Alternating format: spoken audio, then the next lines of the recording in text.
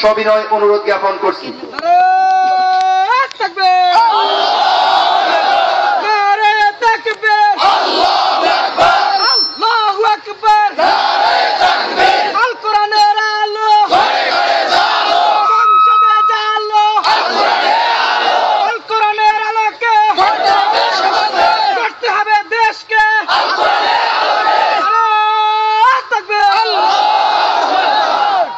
السلام عليكم ورحمة الله وبركاته. وعليكم السلام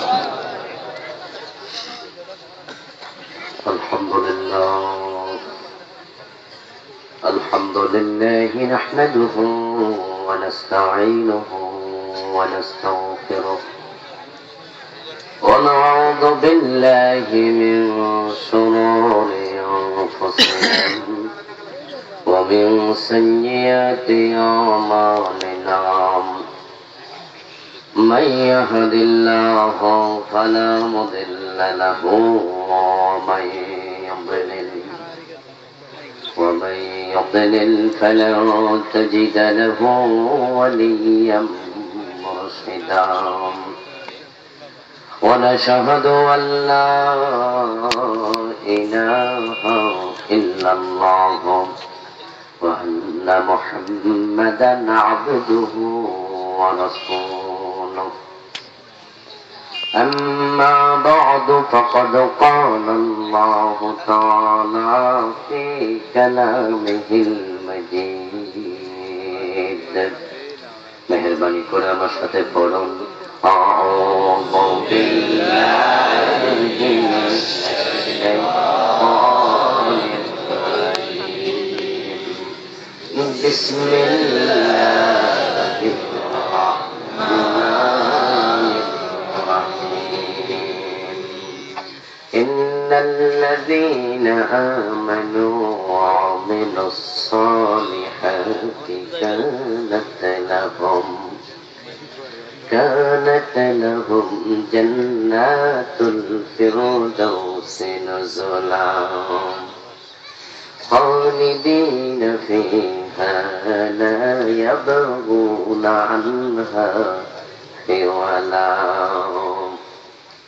قال النبي صلى الله عليه وسلم كل أمتي يدخلون الجنة إلا من أبى قيل من أبى يا رسول الله قال من أطاعني دخل الجنة ومن عصاني فقد أبى أو كما قال النبي عليه الصلاة والسلام সকলে মেহেরবানি করে দরুদ ইব্রাহিম পড়ুন আল্লাহুম্মা সাল্লি আলা মুহাম্মাদিন ওয়া আলা আলি মুহাম্মাদিন কামা সাল্লাইতা আলা ইব্রাহিম ওয়া আলা আলি ইব্রাহিম ইন্নাকা হামিদুম মাজিদ আল্লাহুম্মা বারিক আলা মুহাম্মাদিন ওয়া আলা আলি মুহাম্মাদ কামা বারাকতা আলা ইব্রাহিম وعلى آل إبراهيم إنك حميد مجيد اللهم صل وسلم وبارك عليه সৈয়দ মৌলভী বাজার ইসলামী সমাজ কল্যাণ ফাউন্ডেশনের উদ্যোগে আয়োজিত আজকের এই বিশাল তাফসীরুল কোরআন মাহফিল মুআজ্জাজ মুকাররম সম্মানীয় সভাপতি ৭ নং সররমিজ ইউনিয়ন পরিষদের সম্মানীয় চেয়ারম্যান যিনি আমার পূর্বে মূলত আজকের মাহফিলের ওয়াজ উনি শেষ করে দিয়েছেন। ওয়াজ আর প্রয়োজন খুব একটা নেই, এত দামি কিছু কথা বলেছেন যে কথাগুলো কোরআন এবং হাদিসের নির্যাস, খুবই মূল্যবান কিছু কথা উনি বললেন। আর বলার কারণও আছে, কারণ তিনি একজন প্রিন্সিপাল, একজন প্রাজ্ঞ পণ্ডিত মানুষ। আপনারা সৌভাগ্যবান এমন চেয়ারম্যানকে আজকের মাহফিলের সম্মানীয় চেয়ারম্যান সভাপতি মহতারাম অধ্যক্ষ আলহাজ গোলাম সারোয়ার, আল্লাহ তাআলা ওনার নেক হায়াত দারাজ করুন। জাতির আরো বড় খেদমতের জন্য আল্লাহ ওনাকে কবুল করুন, তার যোগ্যতা আল্লাহ আরো বাড়িয়ে দিন। আজকের মাহফিলের সম্মানীয় প্রধান অতিথি লক্ষ্মীপুর 4 নং সংসদীয় আসনে মাননীয় সংসদ সদস্য নন্দিত জননেতা জনাব আলহাজ আব্দুল্লাহ মামুন সাহেব, সম্মানীয় বিশেষ অতিথি রামগতি উপজেলা পরিষদের সম্মানীয় চেয়ারম্যান জননেতা জনাব অধ্যাপক আব্দুল ওয়াহিদ সাহেব, জনাব মোহতারাম মুজাহিদুল ইসলাম দিদার সাহেব সহ অন্যান্য সম্মানীয় বিশেষ অতিথি। আমার পূর্বে কোরআন এবং হাদিস থেকে চমৎকার ভাবে আলোচনা করেছেন তরুণ ইসলামী চিন্তাবিদ বিশিষ্ট আলেম দ্বীন প্রখ্যাত মুফাসসিরে কোরআন, তিনি অত্যন্ত বলিষ্ঠতার সাথে কোরআন এবং হাদিস থেকে আলোচনা করে থাকেন মুহতারাম মাওলানা মাসুম বিল্লাহ সাহেব।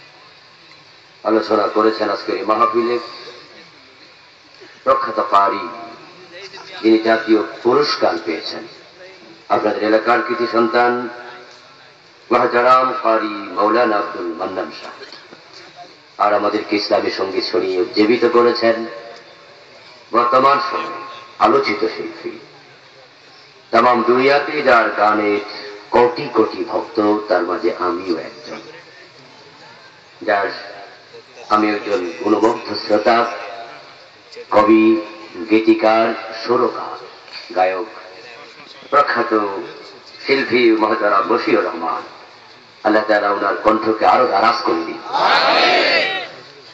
মুহতারাম উলামায়ে কেরাম, ইসলাম প্রিয় তাওহীদি জনতা, পর্দার অন্তরালের সতী সাধুবী মা বোনেরা, আল্লাহ তাআলার পবিত্র দরবারে হাজারো কোটি শুকরিয়া জ্ঞাপন করছে যে মহান মনিব অত্যন্ত মেহেরবানি করে আমাদের সকলকে তাফসীর মাহফিলে হাজির হওয়ার তৌফিক দিলেন, আমাদেরকে সুস্থতা দিলেন, নিরাপদে রাখলেন, এতক্ষণ পর্যন্ত ধৈর্য ধারণ করে মাহফিলে বসে থাকার মতো মন মানসিকতা দিলেন কে? আল্লাহ।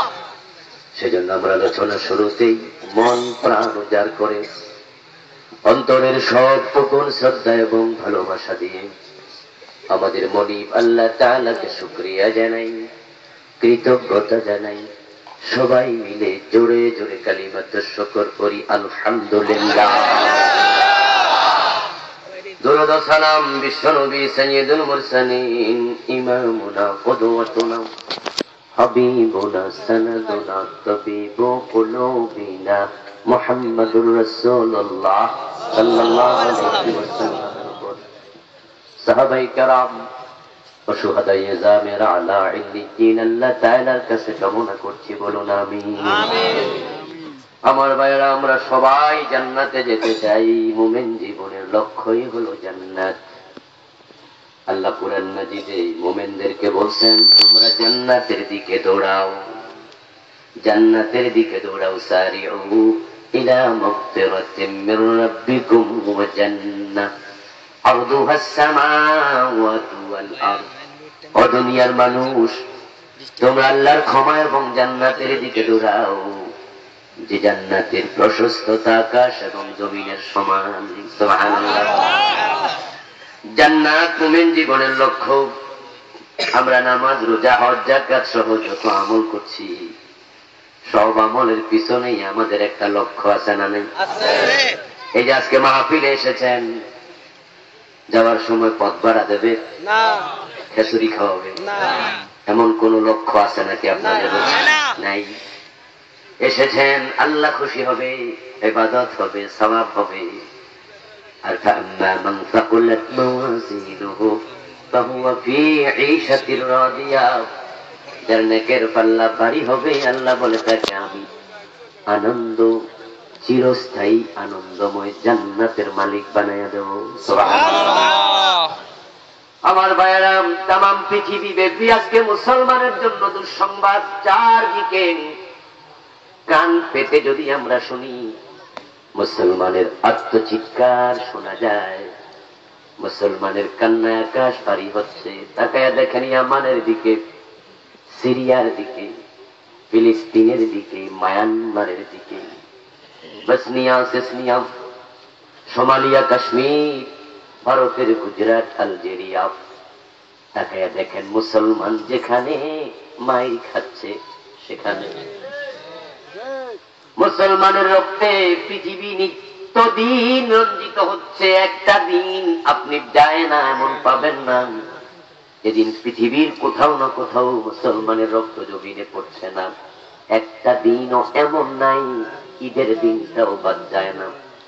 পত্র পত্রিকায় খবরে তাকান, দেখবেন আপনি ফিলিস্তিনে ঈদের নামাজও গুলি করে মুসলমান মারে। ঈদের দিনও বাদ নাই, প্রতিদিন সব জায়গায় মুসলমান মার খাচ্ছে। দুঃসংবাদের অভাব নাই, চারদিক থেকে অন্ধকার ধেয়ে আসছে। তামাম পৃথিবীর সব কাফের একমত হয়ে গেছে, মুসলমান যেখানে নিধন করো সেখানে আল কুফরু মিল্লাতুন ওয়াহিদা। তামাম পৃথিবীর কাফেররা একটা বিষয়ে একমত হয়ে গেছে যে মুসলমানদেরকে বিভিন্ন শিলা ধরে ধরে বিনাশ করতেই হবে। তাই ইরাকে যখন ঘুষ আক্রমণ করছে তখন জাতিসংঘ পর্যন্ত রিপোর্ট দিয়েছে ইরাকে কোনো পরমাণু বোমা নাই, তারপর ইরাককে শেষ করে দিল। কোনো পরমাণু বোমা পাওয়া যায় নাই, কিন্তু উত্তর কোরিয়া পরমাণু বোমা বানায়া নাকে তেল দিয়ে ঘুমাচ্ছে, সেখানে আক্রমণের খবর নাই। আসলে পরমাণু বোমা নয়, বোমার উসিলায় মুসলমান ইরাকে তাদের শেষ করো। আমার ভাইয়েরা, লাদেন লাদেন বলে আফগানিস্তানে লাখ লাখ মুসলমান শেষ করেছে আমেরিকা। একজন লাদেনকে খুঁজে পেতে আমেরিকার এত মানুষ মারা লাগে না, লাগে না, লাগে না। আমাদের বাংলাদেশ বিজ্ঞানের উৎসভূমি থেকে অনেক দূরে, বিজ্ঞানের যে সমস্ত নতুন নতুন প্রযুক্তি বের হয় এগুলা যখন বাসি হয় তখন আমরা পাই। আজকে আপনারা জানেন কোন আসামি কই আছে, তাকে পুলিশ মোবাইল ট্রেকিং করে বের করা 1-2 এর ব্যাপার। যদি এই যে আজকে হাজার হাজার মানুষ এখানে বসে আছেন, আপনাদের মাঝখানে কোন একজন চিহ্নিত আসামিকে পুলিশ ধরতে চায়, ওই লোকটার মোবাইল ট্রেকিং করে এই মাহফিলের সে কোন জায়গায় বসে আছে এটা খুঁজে বের করাও কোনো ব্যাপার নয়। যেখানে প্রযুক্তি এত উন্নতির শিখরে উঠেছে, ওই প্রযুক্তির লীলাভূমি ওই আমেরিকা, ওই লন্ডন। একটা মাত্র লাদেন খুঁজে বের করতে বুঝি আফগানিস্তানের মতো একটা দেশ শেষ করা লাগে? মোটেও না, মোটেও না। লাদেন যে কোথায় আছে এটা আমেরিকা ভালো করে জানে, এবং লাদেনকে পাওয়া গেছে কিন্তু পাকিস্তানের অ্যাবোটাবাদে। ওই পাকিস্তানে পাওয়া গেল লাদেনকে, পাকিস্তানকে কিন্তু বোম মারে আমেরিকা ধ্বংস করে নাই। কারণ আমেরিকা জানে পাকিস্তানে যদি পরমাণু বোমা মারে তাদের হাতেও পরমাণু বোমা আছে না নাই? তখন তো ট্রিট ফর ট্যাট, চিমটি দিলে খামসি খাওয়া লাগবে। কিন্তু অসহায় আফগানিস্তানের মানুষ, তাদের কাছে পরমাণু বোমা নাই, এটা আমেরিকা জানে। তাই লাদেন লাদেন বলে আফগানিস্তানের লাখ লাখ মুসলমান শেষ করল। খ্রিস্টানেরা মুসলমান নিধন করছে, ফিলিস্তিনি ইহুদিরা, ইসরায়েলি ইহুদিরা মুসলমান মারতেছে। ভারতের গুজরাটে বোদরায় দাঙ্গা লাগায়া 2000-এর উপরে মুসলমান কেরোসিন গায়ে ঢেলে জীবিত পোড়ায়া পোড়ায়া মারছে। মায়ানমারের বৌদ্ধরা কেমন মারছে এটা তো আমরা কয়েকদিন আগেই দেখেছি। পৃথিবীর কোথাও মুসলমানের জন্য সুসংবাদ নেই। ঠিক ওই কঠিন সময়ে আল্লাহর কোরআনের মাঝে সূরা কাহফের 107 নম্বর আয়াতে একটা বড় মাপের সুসংবাদ আছে, যেটা আমি আপনাদেরকে আজকে দিতে চাই। শুনতে রাজি আছেন না? আল্লাহ তাআলা সূরা আল কাহফের 107 নম্বর আয়াতে বলছেন, ইন্নাল্লাযীনা আমানু, নিশ্চয়ই যারা ঈমান আনে, ওয়া আমিলুস সালিহাত, এবং নেক আমল করে, কানাত লাহুম জান্নাতুল ফিরদাউসি নুজুলা, কথা হবে না। নিশ্চয় যারা ঈমান আনে, ঈমানদারদের জন্য সুসংবাদ, যারা ঈমান আনবে ওয়া আমিলুস সালিহাত এবং নেক আমল করবে, কানাত লাহুম জান্নাতুল ফিরদাউসি নুজুলা। আল্লাহ বলেন মাত্র দুটি কাজ যে করবে আমি তার জন্য জান্নাতুল ফিরদাউস প্রস্তুত করে রেখেছি। তাকে জান্নাতুল ফিরদাউসের মালিক বানিয়ে দেয়া হবে যে ব্যক্তি মাত্র দুটি কাজ সম্পাদন করবে। আমার ভাইয়েরা, আমরা জানি আল্লাহ জান্নাত বানাইছেন মোট কয়টা? কথা বলেন কয়টা? সবচেয়ে বড় জান্নাতের নাম কি? ফিরদাউস। আল্লাহ রাসূল সাল্লাল্লাহু আলাইহি সাল্লাম বলেন, ইযা সাআলতুমুল্লাহাল জান্নাতা ফাসআলুহুল ফিরদাউস ফাইন্নাহা আ'লাহা। ও আমার উম্মতের, আল্লাহর কাছে যখন জান্নাত চাইবে তখন ফেরদাউসটা চেয়ে নিও, কারণ এটাই হলো সব জান্নাতের মাঝে সর্বশ্রেষ্ঠ।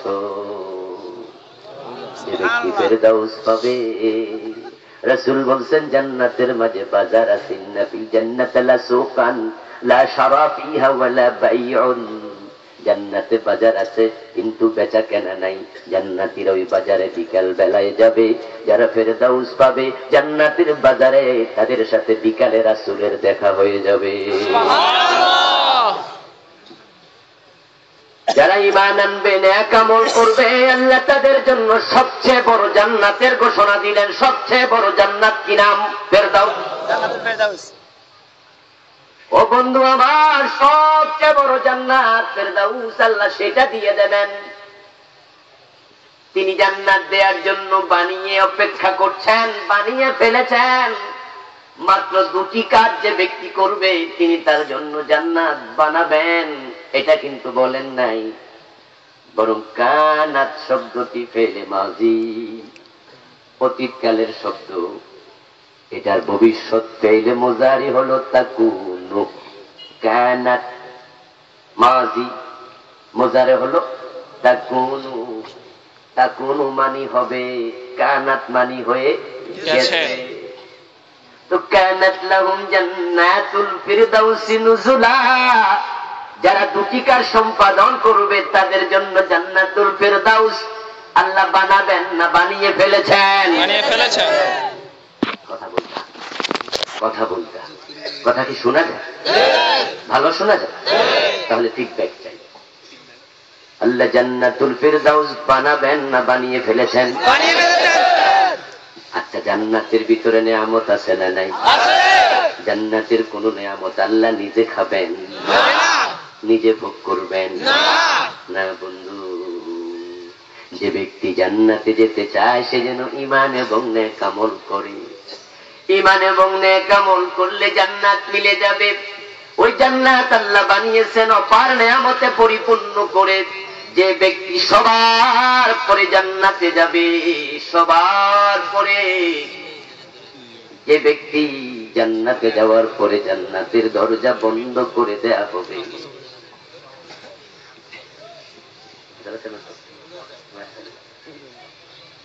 আজকের মাহফিলের সম্মানীয় অতিথি, আপনাদের রামগতি উপজেলা পরিষদের সম্মানীয় চেয়ারম্যান, নন্দিত জননেতা জনাব অধ্যাপক আব্দুল ওয়াহিদ সাহেব আমাদের মাঝে এসেছেন। আমরা ওনাকে স্বাগত জানাচ্ছি।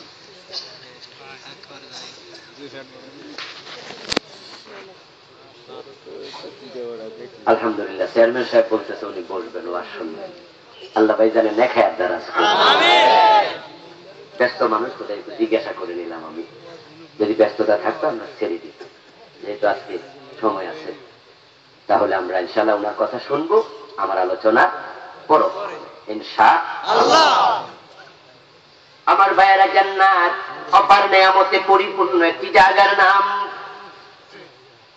যে ব্যক্তি সবার পরে জান্নাতে যাবে, যে জান্নাতে যাওয়ার পরে জান্নাতের দরজা চিরদিনের জন্য বন্ধ হবে, রাসূল বলেন তাকে আমি চিনি। শোনো সে কি পাবে? ইন্নী লাআরিফু মান ইয়াদখুলুল জান্নাতা আখিরা ওয়া ইন্নী লাআরিফু মান ইয়াখরুজু মিনান নারি আখিরা। فإنه يكون حمما يخرج من النار حبوا আল্লাহ রাসূল বলেন ঈমান এবং নেক আমল দুইটা যদি সঙ্গী বানাতে পারো তোমার জন্য জান্নাত বানানো হয়ে গেছে। আল্লাহ ওয়েট করছেন তোমাকে দেওয়ার জন্য। সবার পরে যে ব্যক্তি জান্নাতে ঢুকবে ওই লোকটা মূলত ঈমানদার, কিন্তু নেক আমল তার খুবই তাই সে একটা বড় মাপের মেয়াদি শাস্তি নিয়ে জাহান্নামে থাকবে অনেক দিন। জাহান্নামে থাকবে অনেক দিন। আল্লাহ তাআলা চাইবেন জাহান্নামের দরজা ক্লোজ করতে। জাহান্নাম থেকে লোকজন মুক্তি পাচ্ছে কেউ 2 বছর 5 বছর 10 বছর শাস্তি, 1000 বছর লাখো বছর শাস্তি পেয়ে পেয়ে মুক্তি পেতে পেতে এক পর্যায়ে আল্লাহ চাইবেন সবাইকে আমি মুক্তি দিয়ে দেই। তাই তিনি একটি জেনারেল ঘোষণা করবেন, আখরিজু মিনান নারি মান কানা ফি কলবিহি মিসকালু হাববাতিন মিনাল ঈমান। ও আমার ফেরেশতারা, তোমরা যারা জাহান্নামের দায়িত্বে আছো শোনো, জাহান্নামে তোমরা ঢোকো। আমার যে বান্দার অন্তরে সরিষা পরিমাণ ঈমান আছে তাকেও জাহান্নাম থেকে বের করে জান্নাতে নিয়ে আসো। আল্লাহ যখন এই সাধারণ ক্ষমা ঘোষণা করবেন, ফেরেশতারা জাহান্নামে যত মুমিন আছে সবাইকে বের করে নিয়ে আসবে জাহান্নাম থেকে। এনে আল্লাহ তাআলার কাছে রিপোর্ট করবে, প্রভু জাহান্নামে আর কোনো মুমিন নাই, আপনি জাহান্নামের দরজাটা চিরতরে বন্ধ করে দেন। আল্লাহ তাআলা বলবেন, এখনো একজন মুমিন জাহান্নামে আছে, তাকে নিয়ে আসো। যার ঈমান আছে তাকে আমি চিরস্থায়ী জাহান্নাম দেব না, তাকে জাহান্নামে রেখে জাহান্নামের দরজা বন্ধ করব না, তাকে নিয়ে আসো। সুবহানাল্লাহ। ফেরেশতারা পুরো জাহান্নাম তন্ন তন্ন করে তালাশ করবে, করে আল্লাহ তাআলার কাছে রিপোর্ট করবে, প্রভু জাহান্নামে কোনো মুমিন নেই, আমরা খুঁজেছি। জাহান্নামের প্রধান ফেরেশতার নাম হলো মালিক। কি নাম? মালিক। আল্লাহ মালিককে ডেকে বলবেন, মালিক তুমি জাহান্নামে যাও, আমার একজন মুমিন বান্দা সেখানে এখনো আছে, তাকে বের করে নিয়ে আসো। মালিক ফেরেশতা আল্লাহ তাআলার আদেশ পাওয়ার পরে পুরা জাহান্নাম তন্ন তন্ন করে তালাশ করে এসে বলবে, প্রভু জাহান্নামে কোনো মুমিন নাই, আমি খুঁজে দেখেছি মুমিন পাই নাই। অথচ রাসূল বলেন, মালিক ফেরেশতা জাহান্নামকে সেইভাবে চিনে মা নিজের সন্তানকে যেমন আপনি আপনাকে যতটা চিনেন না, আপনার মা আপনার সে আপনাকে বেশি চিনবে। আপনার মাথার তুলিতে কোন জায়গায় কালো তিল আছে আপনি দেখেন নাই, জানেনও না। পিঠের কোন জায়গায় দাগ আছে আপনি দেখেন নাই, জানেন না। কিন্তু আপনার মা আপনাকে ভালো করে জানেন, চিনেন। 10 বছর আমেরিকায় থাকে, বিগত 6 মাস কোনো চিঠি যোগাযোগ, মোবাইল যোগাযোগ নাই। আপনজনরা ভেবে বসেছে ছেলে বুঝি মারা গেছে অথবা জেলখানায় বন্দী হয়ে গেছে। 6 মাস যোগাযোগ বিচ্ছিন্ন থাকার পরে রাতের 3টা বাজে যদি গভীর রজনীতে ঘরের দরজায় এসে ওই 6 মাস আগে যোগাযোগ বিচ্ছিন্ন সন্তান মা বলে ডাকবে, গভীর ঘুমে আচ্ছন্ন মা সন্তানের কণ্ঠ চিনতে 1 সেকেন্ড তো দেরি হবে না। দ্বিতীয়বার মা বলা লাগবে না, প্রথম ডাকে মা সন্তানের কণ্ঠ চিনে নেবে। রাসূল বলেন, সন্তানকে মা যেমন চিনে, মালিক ফেরেশতা জাহান্নামকে তেমনি চিনে। কিন্তু তারপর ওই লোকটাকে সে খুঁজে পাবে না যার অন্তরে ঈমান এখনো আছে। তখন মালিক ফেরেশতাকে আল্লাহ বলবেন, মালিক জাহান্নামের দিকে একটু কান পেতে শোনো, কি আওয়াজ আসছে।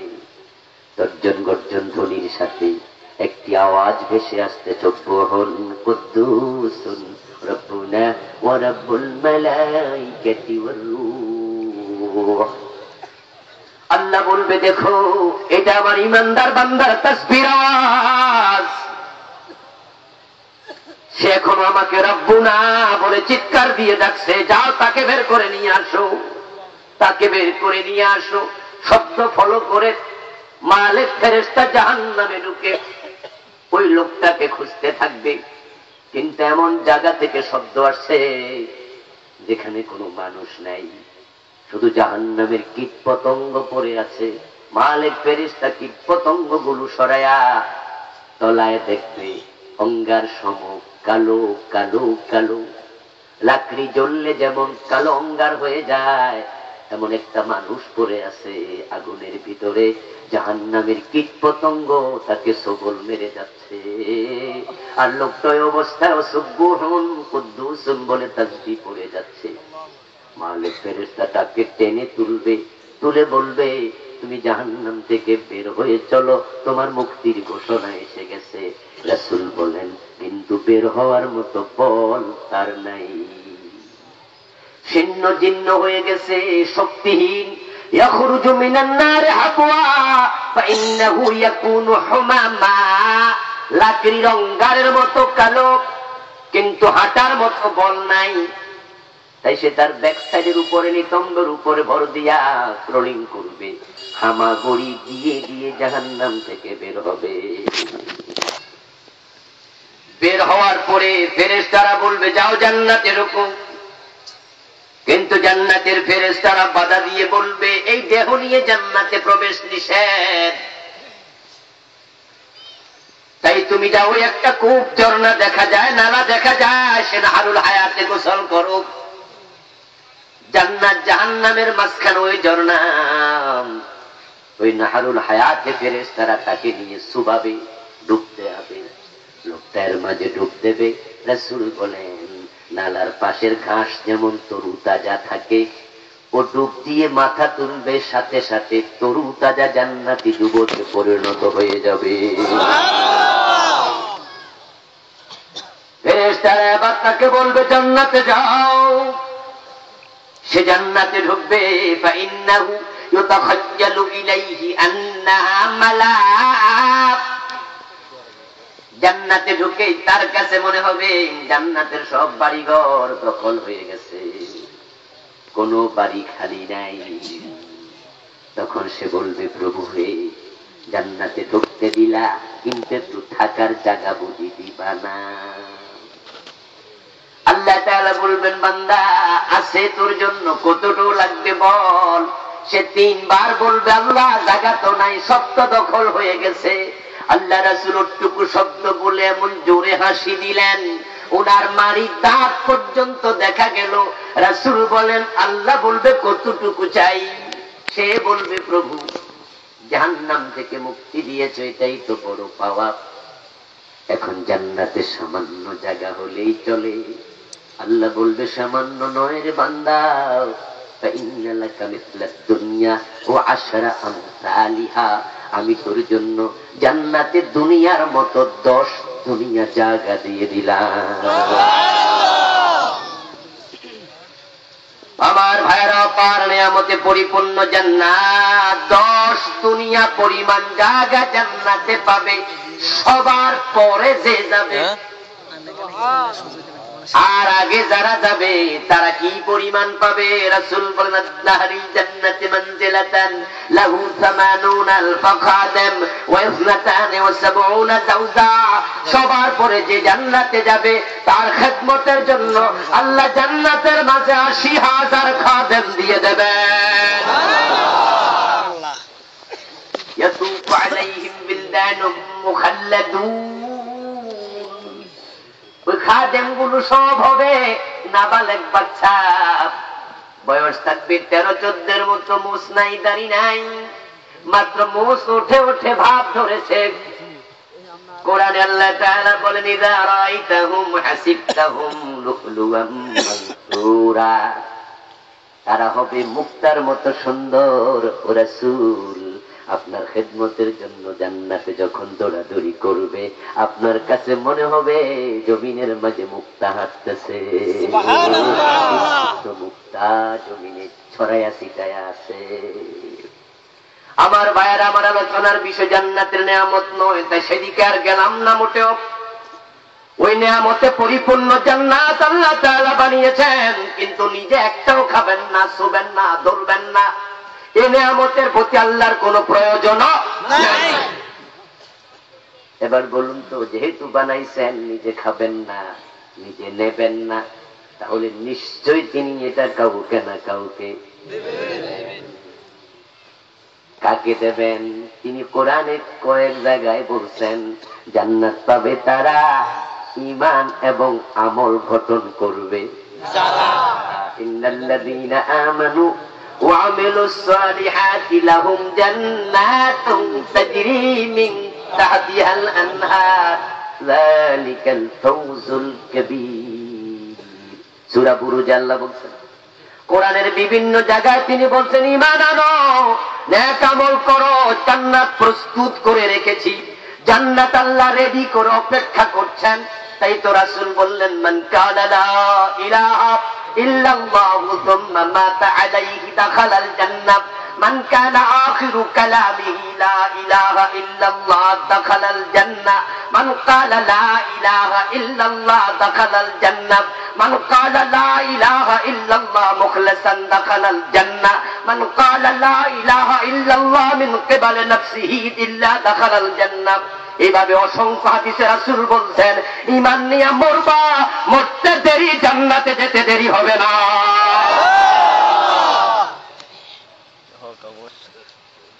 মিন আহাদিন ক্বালা লা ইলাহা ইল্লাল্লাহ ইল্লা দাখালাল জান্নাহ। একটা দুইটা নয়, এ জাতীয় একই শব্দে একটু ভিন্নতার সাথে হাদিস আছে কয়েক ডজন।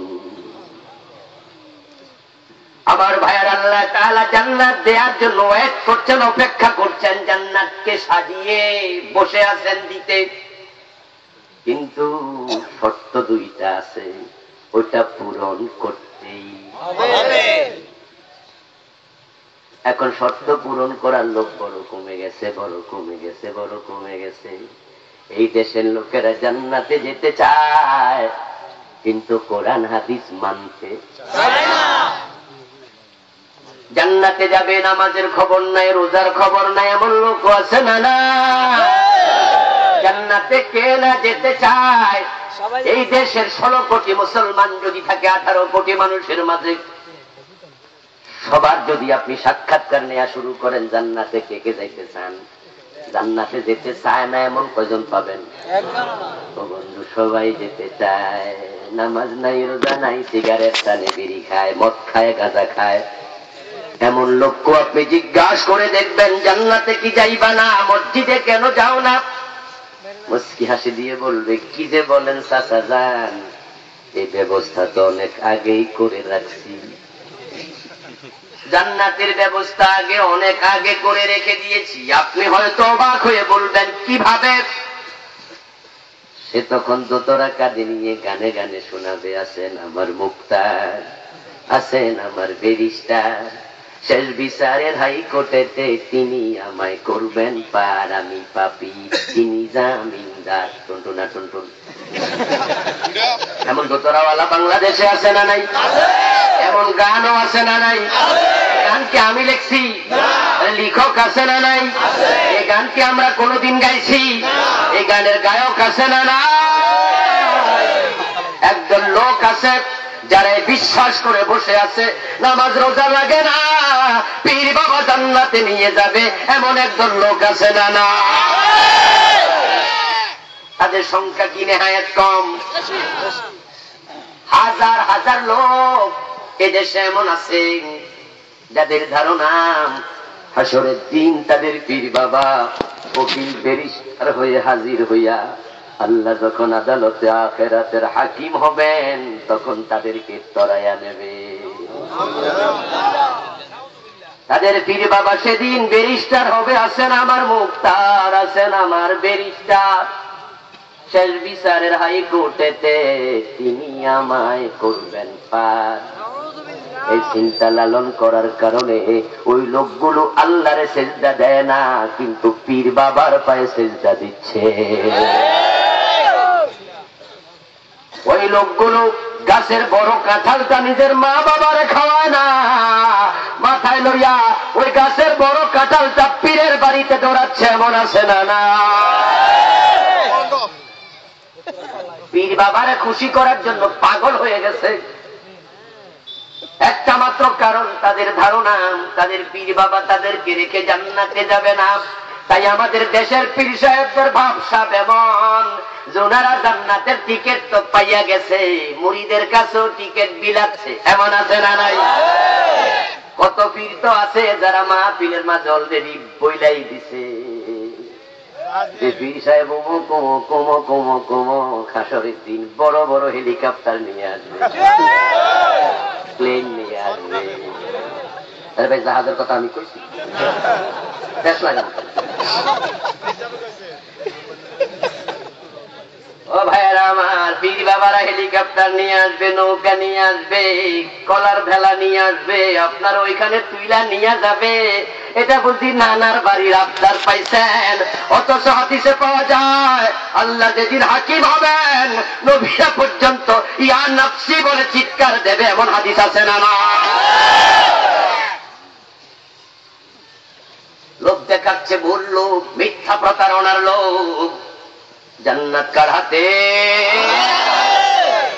যে পিসাব আপনার নৌকায় তুলবে, লঞ্চে তুলবে, হেলিকপ্টারে তুলবে, ওই ফিরের জান্নাতটা কার হাতে?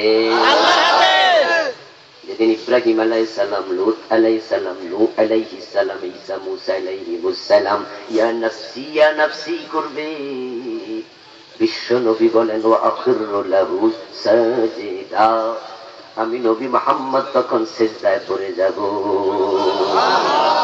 ফায়ুলহিমুনি মাহামিদা আহমাদুহু বিহা ওয়ালা তাহদুরুনিল আন, আমি যখন সিজদায় পড়ে আল্লাহ তাআলা তাসবিহ পড়তে থাকবো, ওই সিজদা থাকা অবস্থায় আমার কাছে আল্লাহ তাআলা কিছু প্রশংসার শব্দ নাজিল করবেন, ইলহাম করবেন। ওই শব্দগুলো কি হবে আমি এখন জানি না, সেদিন আমার কাছে দেয়া হবে। ওই শব্দগুলো দিয়ে আমি আল্লাহর প্রশংসা করতে থাকবো, মাথা তুলবো না। এক পর্যায়ে আল্লাহ আমাকে ডেকে বলবেন ইয়া মুহাম্মাদু ইরফা রাসাকা কুল তুসমা সালতুতা ইশফাতু শাফা, ও মুহাম্মদ নবী আমার মাথা তুলুন, আপনি আজকে কি বলবেন বলুন, শুনবো। সুবহানাল্লাহ, আপনি কি চাইবেন চান, দেয়া হবে, দেব। ইশফাতু শাফা, আপনি সুপারিশ করবেন কার জন্য করুন, সুপারিশ মঞ্জুর হয়ে যাবে। সুপারিশের মালিক হবেন মুহাম্মদুর রাসূলুল্লাহ নিজে, তবে আল্লাহর অনুমতির আগে নয়।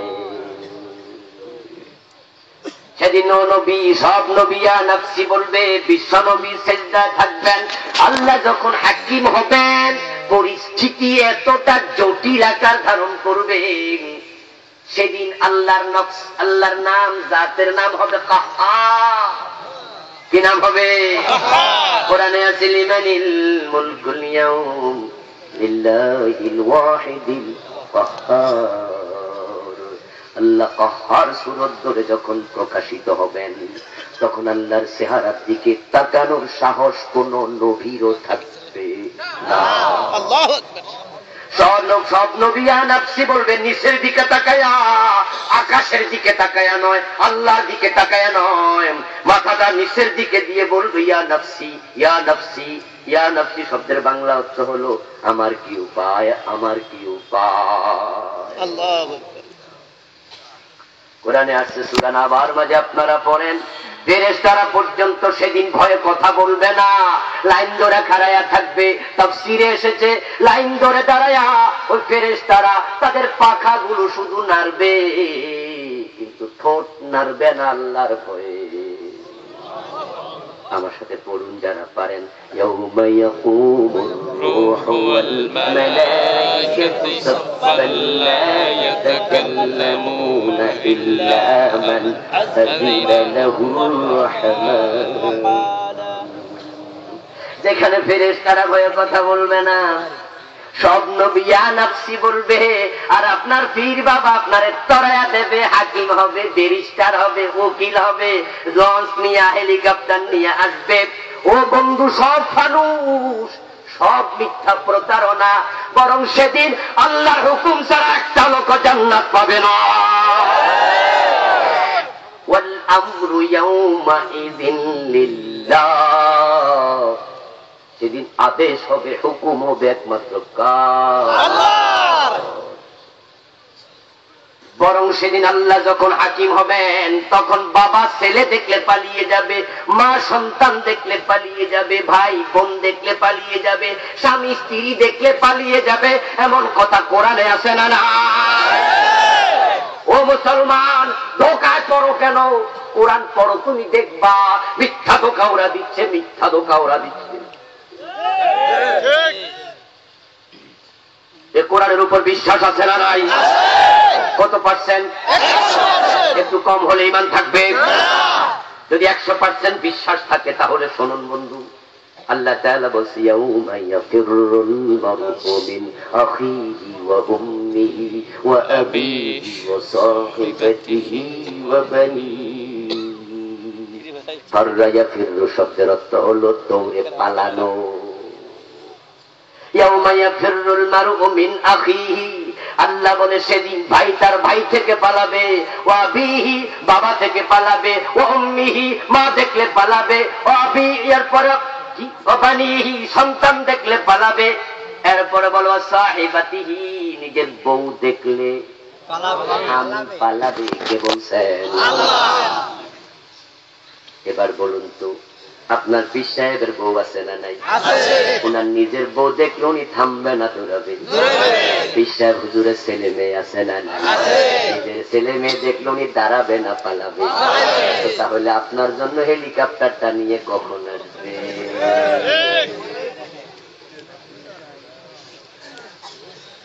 ও ভাইয়েরা আমার, তাহলে এবার বলবেন হুজুর আলেম ওলামা হুজুররা কি সুপারিশ করতে পারবে না? আমি বলি হ্যাঁ পারবে। হাদিসে আছে নবীগণ সুপারিশ করবেন, আলেমগণ সুপারিশ করবেন, শহীদগণ করবেন। এই হাদিস সত্য। আশ-শাফাআতু হাক্কুন, আহলুস সুন্নাত ওয়াল জামাতের আকীদা শাফাআত সত্য। কিন্তু কান খুলে শুনুন, কোরআনে আছে মান যাল্লাযী ইয়াশফাউ ইনদাহু ইল্লা বিইযনিহি, আছে না নাই? সেদিন আল্লাহর অনুমতি ছাড়া আল্লাহর কাছে সুপারিশ করবে এমন কে আছো? এর মানে সুপারিশটাও মন চাইলে চলবে না, কার অনুমতি লাগবে। আরেকটি আয়াত আল্লাহ তাআলা বলেন কুল্লিল্লাহিশ শাফাআতু জামিআ জামিআ। ওলামায়ে হযরত, আপনারা একটু শব্দের দিকে মেহেরবানি করে খেয়াল করুন। জামিআ শব্দ বলে আল্লাহ বুঝালেন সেদিন শাফাআত থাকবে আল্লাহর কন্ট্রোলে। আপনি মন চাইলে সুপারিশ করার কোন সুযোগ আপনার নেই। এখন সুপারিশ করবে কার জন্য? আল্লাহ তাআলা খুশি থাকবে যার উপরে শুধু তার জন্য। এটাও কোরআনে স্পষ্ট আল্লাহ বলেছেন ওয়ালা ইয়াশফাউনা ইল্লা লিমান ইরতাদা। সুবহানাল্লাহ ভাইরা, কোরআনে সব আছে না? সব আল্লাহ বলে দিয়েছেন, সব বলে দিয়েছেন। ওয়ালা ইয়াশফাউনা, কেউ কারোর জন্য সুপারিশ করবে না, নবীগণ না, আলেমরা না, শহীদরা না, ইল্লা লিমান ইরতাদা। তবে সুপারিশ শুধু তার জন্য করবেন যার উপর আল্লাহ খুশি থাকবে। যার ঈমান থাকবে না, আমল থাকবে না, তার উপর আল্লাহ খুশি থাকবেন না। তখন কোরআন মাজিদের আয়াত নাযিল হলো ইয়াউমা লা তামলিকু নাফসুন লিনাফসিন শাইআ ওয়াল আমরু ইয়াউমাইযিন লিল্লাহ। সেদিন কেউ কারো কোনো উপকারে আসবে না, সেদিন হুকুম হবে একমাত্র আল্লাহর। আয়াত নাযিল হওয়ার সাথে সাথে বিশ্বনবী দৌড়িয়ে গেলেন হযরত ফাতেমার বাড়িতে। ফাতেমাকে রাসূল সবচেয়ে বেশি ভালোবাসতেন। ফাতেমা রাদিয়াল্লাহু তাআলার বাড়িতে বিশ্বনবী গিয়ে ডাকলেন, ফাতেমা, ও আমার মা কলিজার টুকরা ফাতেমা, ইয়া ফাতেমা বিনতু মুহাম্মাদিন সালিনি মিন মালি মা শিতি ওয়ালা আগনি আনকি ইয়াউমাল কিয়ামাতি শাইআ। রাওয়াহুল বুখারী। বিশ্বনবী বলেন, ফাতেমা, ও কলিজার টুকরা মা, শোন, আমি তোর বাবা, তাই টাকা পয়সা লাগলে চেয়ে নে, সামর্থ্যের আলোকে দিয়ে দেব, কিন্তু হাসরের দিন নবীর মেয়ে পরিচয় দিয়ে জান্নাত পেয়ে যাবে, এ আশায় বসে থেকো।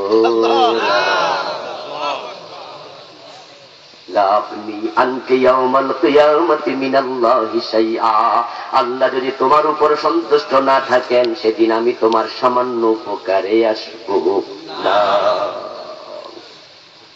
এখন আমাদের দেশের লোকেরা জান্নাত পেতে চায়, নামাজ ছেড়ে দিয়েছে, রোজা ছেড়ে দিয়েছে, সত্যের খবর নাই, সত্য পূর্ণ করছে না। ও আমার ভাই, অথচ সত্য আল্লাহ দিয়েছেন কোরআনে দুইটা, 1 নম্বরে ঈমান, 2 নম্বরে নেক আমল। আজকে হাজার হাজার ঈমানের দাবিদার আছে, কিন্তু মসজিদগুলো দিন দিন খালি হয়ে যাচ্ছে। মাগরিবের টাইমে মসজিদে গেলে দেখবেন বাজারের মসজিদ, হাজার হাজার লোক বাজারে। তাকায়া দেখবেন মাগরিবের সময় মসজিদে আছে কয়জন, দোকানে আছে কতজন। ফজরের টাইমে সালাম ফিরাইলে টের পাওয়া যায় নামাজীদের অবস্থা কি। আমি তো মনে করি গ্রামের মসজিদ গুলোতে ফজরের টাইমে মুসল্লি হওয়ার কথা সবচেয়ে বেশি, কারণ দুপুর বেলায় থাকে খেতে খামারে, অফিস আদালতে, রাতের বেলায় থাকে বাজারে, ফজরের টাইমে সবাই থাকে বাড়িতে। তাই যদি নামাজীর সংখ্যা আমাদের দেশে বেশি হতো, তাহলে না মসজিদের মাঝে ফজরের টাইমে মুসল্লি সবচেয়ে বেশি হতো। কিন্তু ফজরের টাইমে দেখবেন বন্ধু, কাতার 1 কাতার হয় না, আধা কাতার, 1.5 কাতার, 2 কাতার মুসল্লি নাই, নামাজ ছেড়ে দিয়েছে হাজার হাজার মানুষ। আজকে 5 ওয়াক্ত নামাজ ফরজ ছিল, 1 ওয়াক্ত পড়ে নাই, এমন লোক এই গ্রামে আছে না নাই? এবার বলুন, আমাদের বাড়িতেও আছে না নাই? আমাদের কারো নিজের ঘরে আছে না নাই? নামাজ ছেড়ে দিয়া জান্নাত পাইবা কেমনে? পাইবা না বন্ধু। নামাজ না পড়লে তো ঈমান থাকে না, মুসলমান থাকে না। একজন কাফের আর একজন মুমিন, তার মাঝে পার্থক্যকারী হলো শুধু একটা জিনিস, সেটার নাম কি? নামাজ। আল্লাহ রাসূল বলেন সহিহ মুসলিমের হাদিস, আল ফারকু বাইনাল মারই ওয়াশ শিরকি ওয়াল কুফরি তারকুস সালাম। একজন কাফের একজন মুমিন, তার পার্থক্য হলো শুধু নামাজ। মান তারাকা সালাতাম মুতাআম্মিদান ফাকাদ কাফার। যে ব্যক্তি ইচ্ছা করে নামাজ ছেড়ে দেয়, সে কুফরি করে। নাউযুবিল্লাহি মিন জালিক। এজন্য নামাজ ছেড়ে দেয়া যাবে না। নামাজ এমন এক ইবাদতের নাম, যেটা দেহ থেকে মাথা যেমন আলাদা হয় না, একজন মুমিনের জীবন থেকে নামাজ আলাদা হতে পারবে না। প্রখ্যাত তাবী আব্দুল্লাহ ইবনে শাকীক আল-লুকাইলি রাহিমাহুল্লাহ বলেন, ইন্না সাহাবা রাসূলিল্লাহি সাল্লাল্লাহু আলাইহি ওয়াসাল্লাম লা ইয়ারাউনা শাইআম মিনাল আমালি তারকাহু কুফরুন গায়রাস সালাম। আব্দুল্লাহ ইবনে শাকীক আল-লুকাইলি বলেন, বিশ্বনবীর সাহাবারা যে ব্যক্তি নামাজ ছেড়ে দিত, তাকে মুমিন মনে করত না, তার জানাজার নামাজও পড়তো না। ও আমার ভাই, নামাজ নামাজ নামাজ, এটা ছাড়া যায় না। এটা কখনো মুমিনের জীবন থেকে আলাদা হয় না। দাড়ি দিয়ে মুমিন চিনা যাবে না। দাড়ি রবীন্দ্রনাথের মুখে আছে না নাই? আছে। টুপি দিয়ে মুমিন চিনা যায় না। মহাত্মা গান্ধীর মাথায় টুপি আছে না নাই? আছে। পাঞ্জাবি দিয়ে মুমিন চেনা যাবে না। কয়দিন আগে খ্রিস্টানদের গুরু পোপ ফ্রান্সিস আসছিল, এর গায়ের মাঝে আমার মতো লম্বা জুব্বা আছে না নাই? মাথায় টুপি ছিল কিনা? আছে। পাগড়ি দিয়ে মুমিন চেনা যাবে না। মনমোহন সিংয়ের মাথাও পাগড়ি আছে না নাই? দেখেন বন্ধু, বিধর্মীর টুপি পরে। আমি হিমালয় দেখার জন্য নেপালে গিয়েছিলাম বছর 2-3 আগে। আপনারা জেনে থাকবেন, নেপাল হচ্ছে পৃথিবীর একমাত্র হিন্দু রাষ্ট্র, যেখানে হিন্দুর সংখ্যা খুব বেশি, খুব বেশি। ভারতে এত হিন্দু নাই। পার্সেন্টেজের আলোকে ভারতের চেয়ে নেপালে হিন্দু অনেক বেশি। পার্সেন্টেজ বলছি, জনসংখ্যার আলোকে। আর নেপালে আমি সবচেয়ে বেশি দেখছি টুপি আর তাসবি দোকান। আমাদের ঢাকাতে এত টুপি দোকান নাই, এত তাসবি দোকান নাই। ওই হিন্দুরা সেখানে তাসবির মাঝে রাম রাম রাম রাম রাম রাম করে, আর তারা টুপি মাথায় দেয়। প্রায় হিন্দু দেখেছি টুপি মাথায়। ও বন্ধু, কিন্তু বলুন তো, নামাজ পড়ে এমন হিন্দু আছে? কোন বৌদ্ধ নামাজ পড়ে? কোন খ্রিস্টান নামাজ পড়ে?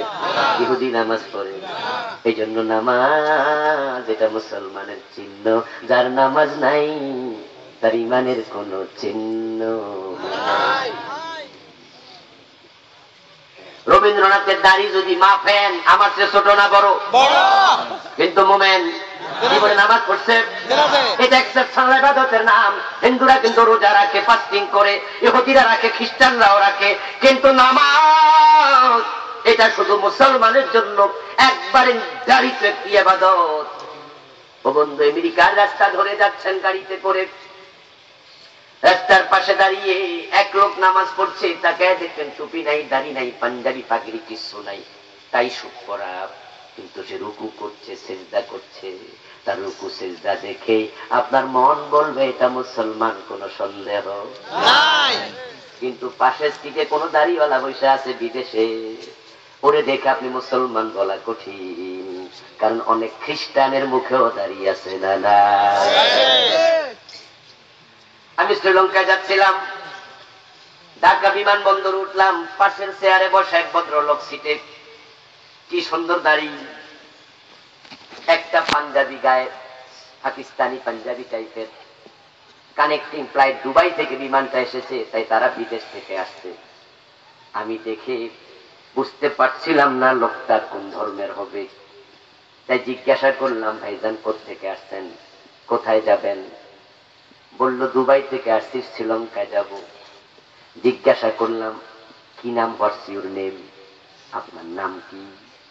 বলরাম সিং।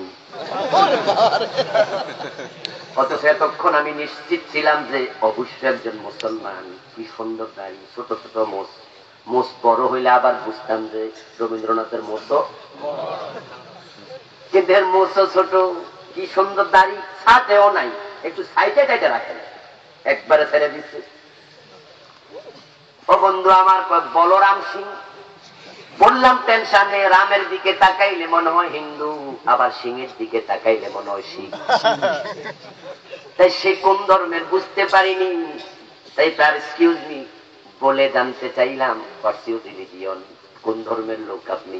তখন কয় সে একজন বৌদ্ধ, বুদ্ধিস্ট। তাহলে আমার তো কোনটাই কমন পড়লো না, তাকে মুসলমান ভাবলাম, সেটাও কমন পড়লো না।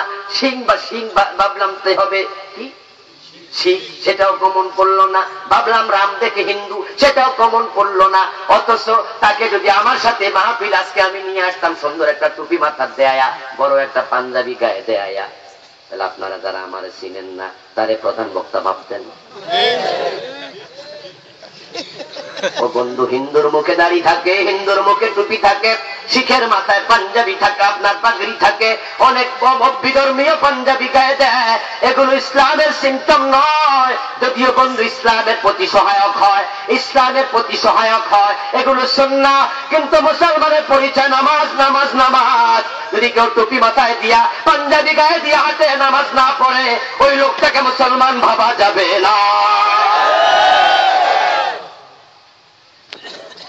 নামাজ মুসলমানের সিম্পটম, এটা আলামাত।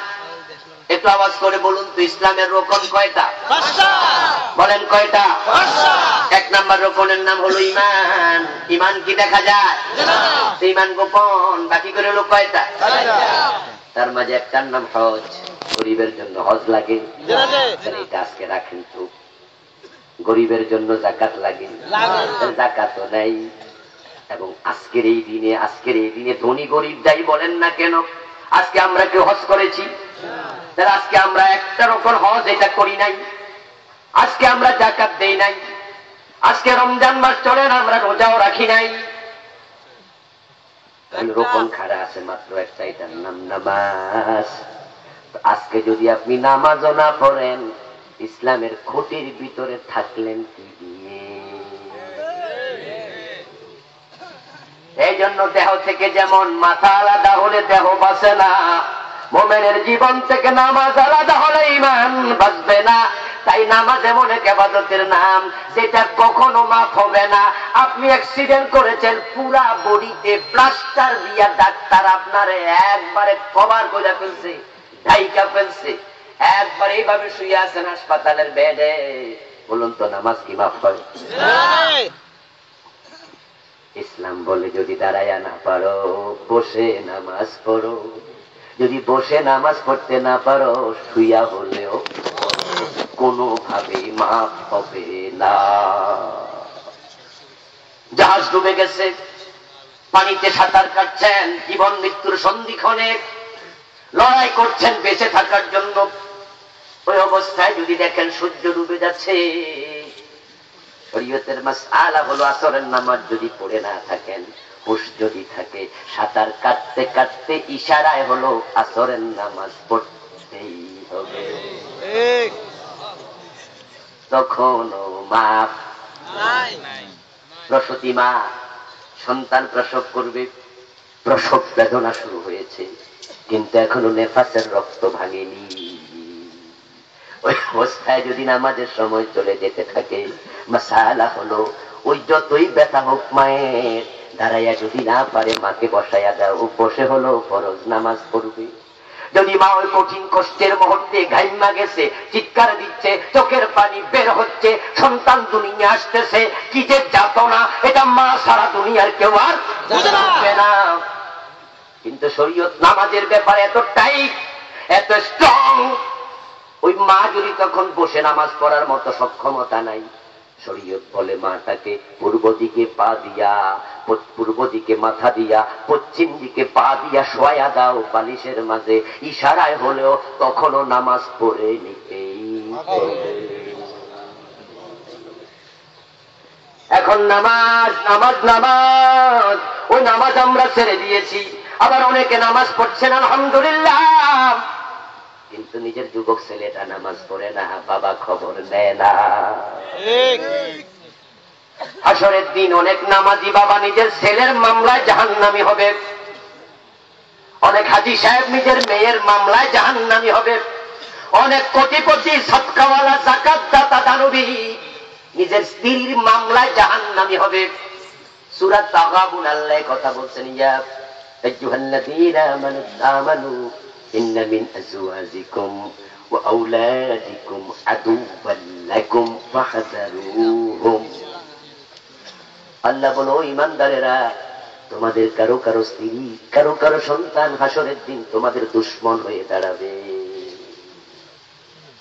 থানায় যদি মামলা দেয় সে কি আপনার বন্ধু? কথা বলেন, কথা বলেন না কেন? কোন বন্ধু থানায় মামলা দিতে পারে আপনার নামে? আরে ভাই, ঝগড়া ফাসাদ তো সব জায়গায় কম বেশি আছে, ঘরে ঘরে স্বামী স্ত্রীতে ঝগড়া হয়, ভাই ভাই একটু হয়, মনোমালিন্য হয় না কোথায়? একটু একটু হতে পারে, কিন্তু সীমা লঙ্ঘন করা যাবে না। একটু একটু হয় তাই বলে কি বউ দৌড়াইয়া মামলা দেখ, ভাই দেখ, এগুলো আবার পরিবারের সমাধান হয়, সামাজিক ভাবে সমাধান হয়। কিন্তু কেউ যদি থানা পর্যন্ত পৌঁছে যায় মামলা দিতে, তখন আমরা বুঝি লোকটা কখনো আমার বন্ধু হতে পারে না। হাসরের দিন অনেক ছেলে মামলা দেবে, প্রভু অঙ্কে ফেল করেছি বাবা বকছে, ইংরেজিতে নাম্বার কম পেয়েছি বাবা ধমকাইছে, স্কুলে যাই নাই বাবা বলছে ভাত বন্ধ, আমার ঘরে খানা নাই।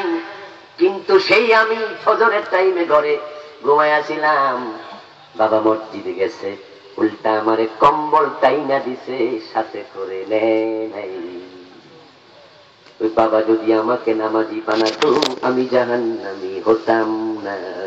তাই বাবাকে ডাকো, নাজআলহুমা তাহতা আকদামিনা লিয়াকুনা মিনাল আসফালিন।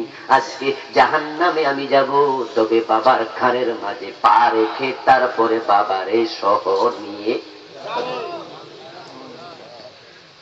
ওই যুবতী মেয়েটা দেখবে তার আমল নামায় লাখ লাখ কবিরা গুনাহ, লক্ষ লক্ষ কবিরা গুনাহ দেখবে। জানুয়ারি মাসের 17 তারিখে কবিরা গুনাহ 24,000, 18 তারিখে 15,000, জানুয়ারির 20 তারিখে কবিরা গুনাহ 6,000। মেয়েটা আশ্চর্য হয়ে আল্লাহকে বলবে, প্রভু একদিনে কয় ঘন্টা? 24 ঘন্টা 60 দিয়া পূরণ দিলে কয় মিনিট? এত মিনিট যত নাই আমার কবিরা গুনাহ যত, এত কবিরা গুনাহ আসলো কোত্থেকে? আমি তো 6 ঘন্টা ঘুমেছিলাম, তখন তো কবিরা গুনাহ হয়নি। আমি তো 1.5 ঘন্টা টয়লেট অজু গোসলে ছিলাম তখন তো কবিরা গুনাহ করিনি, অথচ 17 তারিখে জানুয়ারি মাসের 15,000 কবিরা গুনাহ আমার আমল নামায় কোত্থেকে সৌন্দর্য দেখায়া রাস্তার মাঝখান দিয়া কলেজে গেছ, বাজারের মাঝখান দিয়া হেঁটে কত যুবক তোর দিকে কোন নজরে তাকাইছে, তা তোর স্মরণে পড়ে কি? যত লোক তাকাইছে একবার তাকালে একটা কবিরা গুনাহ হয়েছে, আর যতজন তাকাইছে তাদের সবার যতটা তোর একা হয়েছে। ওই মেয়েটা তখন বলবো আমার বাবারে ডাকো প্রভু, আমার বাবারে ডাকো, আমি সুন্দরী যুবতী ছিলাম, আমার বাবা তো অন্ধ ছিল না, উনি বোরকা যদি সিলাই দিত আমি এত কবিরা গুনাহ নিয়ে জাহান্নামে যাওয়া লাগতো না। আমার বাবা মাঝে মাঝে আমাকে নিয়ে কলেজে গিয়েছে, স্কুল ভার্সিটি গেছে, বাবা নিজেও তো দেখেছে রাস্তার দুই পাশ থেকে ওই ঠেলাওয়ালা রিক্সাওয়ালা দিন মজুর কুলি ওই গায়ের মানুষগুলো বাজারের মানুষগুলো আমার দিকে বারবার করে তাকাইছে। আমার বাবা তো আমার বোরকা পড়তে বাধ্য করেনি। বাবারে ডাকো নাজআলহুমা তাহতা আকদামিনা লিয়াকুনা মিনাল আসফালিন, জাহান্নামে যাব তবে বাবার কাঁধের মাঝে পা রেখে বাবারে সহ। আমার ভাইয়েরা নিজের বউটাকে সাজায়া গুজায়া বাজারে নেয়, কমিউনিটি সেন্টারে নেয়, অফিসে আদালতে নেয়, এমন স্বামী আছে না নাই? জুমার নামাজ পড়ে বের হয়েছে, শুক্রবার ওয়াজ শুনেছে, মসজিদে জুমা পড়েছে, বের হয়ে মোবাইলটা হাতে নিয়ে ফোন দিয়া বাড়িতে কয় কি খবর, আজকে যে দাওয়াত আছে কমিউনিটি সেন্টারে বিয়ে আছে। বউ কয় আমার মনে আছে, আমি তো রেডি হয়ে আছি। তাহলে আসতেছি। স্বামী বাড়িতে যায়, বউয়ের দিকে তাকায়া মুখ বেংসি কেটে কয় হয় নাই, মেসিং হয় নাই। বউ কয় কি হয়েছে? গায়ের কাপড় পরলা গোলাপি, ঠোঁটে লিপস্টিক দিলা লাল, মিলে নাই, মুসা মেসিং করো। নিজের বউটারে কয় ভালো কইরা সাজো, বিউটি পার্লারের মতো ভালো করে সাজায়া স্বর্ণ গহনা দিয়া ভালো করে লিপস্টিক দিয়া সুন্দরী বউয়ের সৌন্দর্য আরো 100 গুণ বাড়ায়া নিজের বউটাকে পরপুরুষের সামনে দিয়া দেয়, এমন স্বামী নামের স্বামী আছে না নাই? নিজের বউয়ের সৌন্দর্য পাবলিককে দেখাচ্ছ কেন? এটা তো দেখার অধিকার শুধু তোমার ছিল। তুমি বুঝি তোমার বউরে জনগণের সম্পত্তি বানাইতে চাও? জনগণকে কেন দেখাচ্ছ? হাসরের দিনে মহিলা আল্লাহর কাছে মামলা দিয়ে বলবে প্রভু এত লাখ কবিরা গুনাহ আমি করতাম না যদি আমার স্বামী আমাকে বোরকা পড়তে বাধ্য। এজন্য মুসলমান আমলের ব্যাপারে সতর্ক হবেন। এখন যারা নামাজ পড়ে তারা তো আজকে খুশি যে আমরা তো নামাজ পড়ি, আমার ছেলে মেয়েও নামাজ পড়ে, জান্নাত বুঝি বাড়ির দরজায় এসে গেছে। আমি বলবো বন্ধু শোনো, নামাজি একমাত্র আমল, আরো আমল আছে না নাই? বাংলাদেশের মানুষ বড় বৈচিত্র্যপূর্ণ জীবন যাপন করছে, নামাজ পড়ে ঠিকঠাক মতো, আবার সুদে টাকা লাগায় এমনও আছে না না?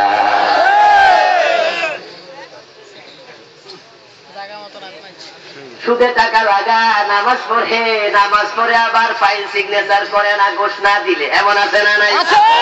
ঘোষ করো পিছা এত বড় দাড়ি, মাথায় টুপি ফেলে না, কিন্তু টাকা না দিলে পাইলে সিগনেচার করে না। নামাজ পড়ে ওজনে কম দে, নামাজ পড়ে মালে ভেজাল মিশায়, নামাজ পড়ে পরের জমি দখল করে বসে আছে। হাজী সাহেব মানুষ জাল দলিল করে জমি দখল করে, এমনও আছে না নাই?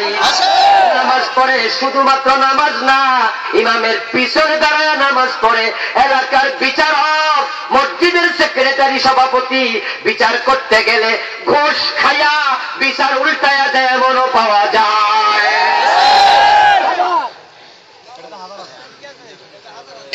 ও মুসলমান,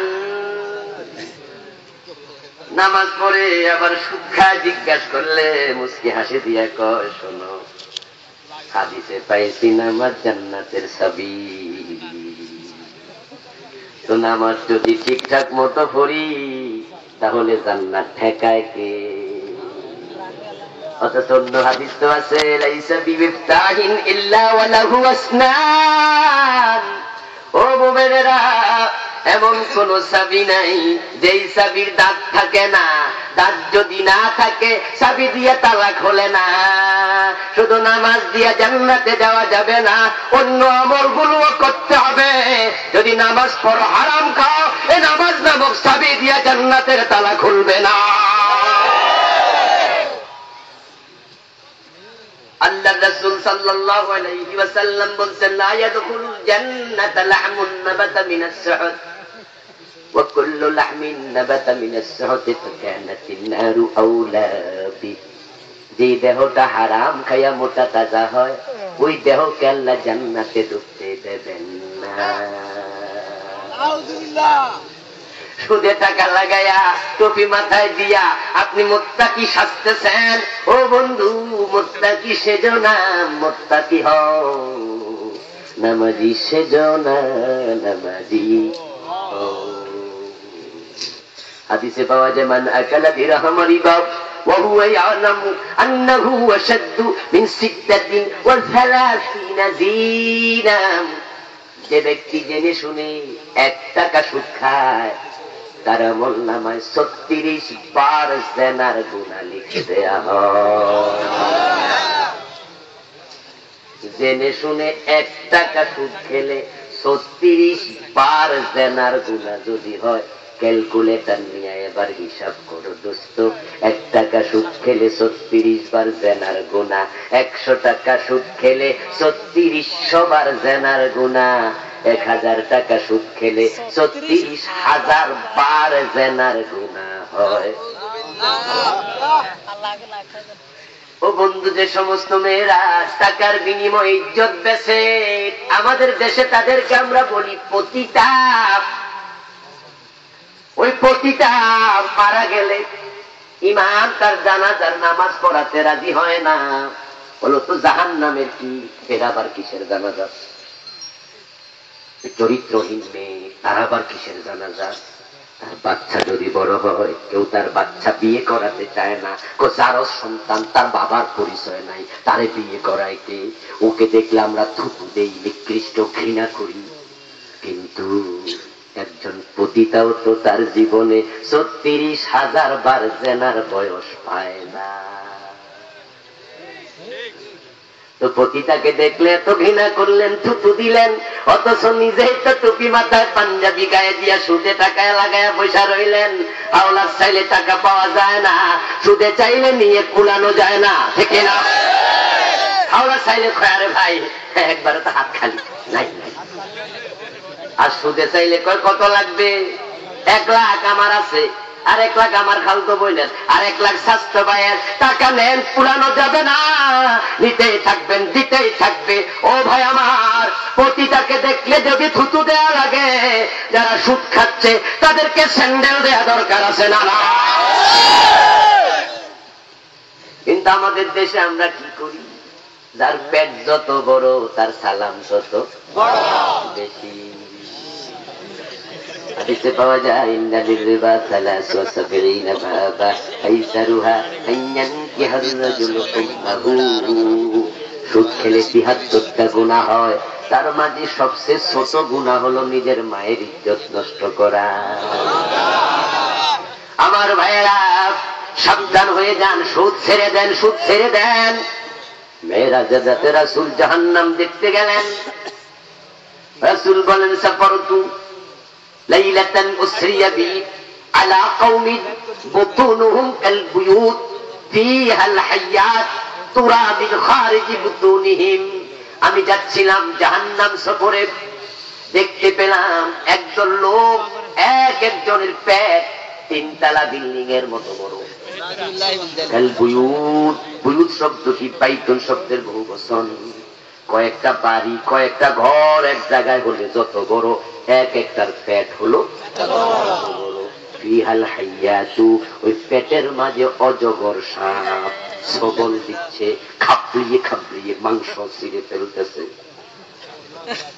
ইকুরিয়ামের মাঝে মাছ, ভিতরে পানি, উপরে গ্লাস, সুন্দর করে দেখা যায়। দেখেন নাই? ওটা যেমন দেখা যায় তোরা মিন খারিজি বুতুনিহিম, তাদের পেটের অজগর সাপের ছবল বাহির থেকে আমি দেখছি, দেখা যাচ্ছে। বিস্মিত হলাম, থমকে দাঁড়ালাম, জিজ্ঞাসা করলাম, ভাই জিবরিল মান হাউলা, এই লোকগুলো কারা, এত বড় শাস্তি তাদের কেন দেয়া হচ্ছে? জিবরিল আমিন বলেন, হাউলাই আকালাতুর রিবা, ওরা দুনিয়া সুদখোর ছিল। আমি সবার কাছে একটু উত্তর চাই, যেই লোকদের পেট বড় করে জাহান্নামের সাপ পেটের মাঝে ঢুকাইয়া দেবে, ওই লোকের নামাজ কোনো কাজে আসবে? রোজা কাজে আসবে? হজ কাজে আসবে? এজন্য আমলে জিন্দেগি সুন্দর করতে হবে। তবে আমি এটাও জানি বন্ধু, ওয়াজ করে দেশে নামাজ কায়েম করা যাবে না, ওয়াজ করলে সুদ বন্ধ হবে না, ওয়াজ করলে হারাম বন্ধ হবে না। ওয়াজ করলে সুদ বন্ধ যদি হতো, তাহলে আল্লাহ তাআলা সুদের ব্যাপারে ইসলামের বিধান নাযিল করে। আপনার ওয়াজ করলে মদ বন্ধ হলে ওয়াজ করতে বলতেন, 80 বেতের কথা বলতেন না। ওয়াজ করলে চুরি বন্ধ হলে ওয়াজ করতে রাসূলকে বলতেন, হাত কাটতে বলতেন না। আমরা ওয়াজ করেছি, রেজাল্ট পাই নাই। রেজাল্ট যদি পেতে চান, ওয়াজের সাথে সাথে আল্লাহর আইন দরকার আছে না? এই সুদের বিরুদ্ধে শুধু আমরা ওয়াজ করছি এটা নয়, এই 46টা বছর ধরে স্বাধীনতার পর থেকে এই দেশে কত বড় বড় আলেমরা সুদের বিরুদ্ধে ওয়াজ করছে। করতে করতে আমাদের বড় বড় উস্তাদেরা মইরা গেছে। সুদ কি মারা গেছে? না, বরং দিন দিন সুদ আরো জোয়ান হইতেছে, ঠিক না? এখন সুদ আইসা দরজা কোনা না রে, করা না রে, দরজা কলিং বেল টিপে সুদ আইসা। কলিং বেল খুলে দেখবেন ব্যাংকের একজন অফিসার হাজির, হাতের মাঝে কাগজপত্র। দোকানে আইসা কয় যে কি লাগবে? আমরা ব্রেক ব্যাংক থেকে আসছি, জনতা ব্যাংক থেকে আসছি, FICL থেকে আসছি, অমুক জায়গা থেকে আসছি, আপনার কত টাকা লাগবে, আসেন আমরা দেই। সুদ এখন ঘরে আসছে। সুদের বিরুদ্ধে আজ অনেক হয়েছে, সুদ কমে নাই, সুদ বেড়ে গেছে। এখন সমাজের রন্ধ্রে রন্ধ্রে ঢুকে যাচ্ছে। ওই সুদ বন্ধ তখন হবে যারা সুদের কারিগর, যখন আইন করে সুদ বন্ধ করে তাদেরকে সুদ থেকে দূরে রাখতে বাধ্য করা হবে। আর সেজন্য প্রয়োজন এমন অর্থমন্ত্রী তৈরি করা, তিনি সংসদ ভবনে গিয়ে ওই সুদের বিরুদ্ধে বিল উত্থাপন করবে। এমন একজন স্পিকার তৈরি করা, যিনি বুঝবে সুদ খাওয়া মানে মায়ের সাথে জেনা করা, তিনি সেখানে বিলটা উত্থাপন করবেন। আমাদের এমন নেতা তৈরি হবে যারা একবার হা বলবে, একবার হা বললে এদেশের সব সুদ বন্ধ হয়ে যাবে।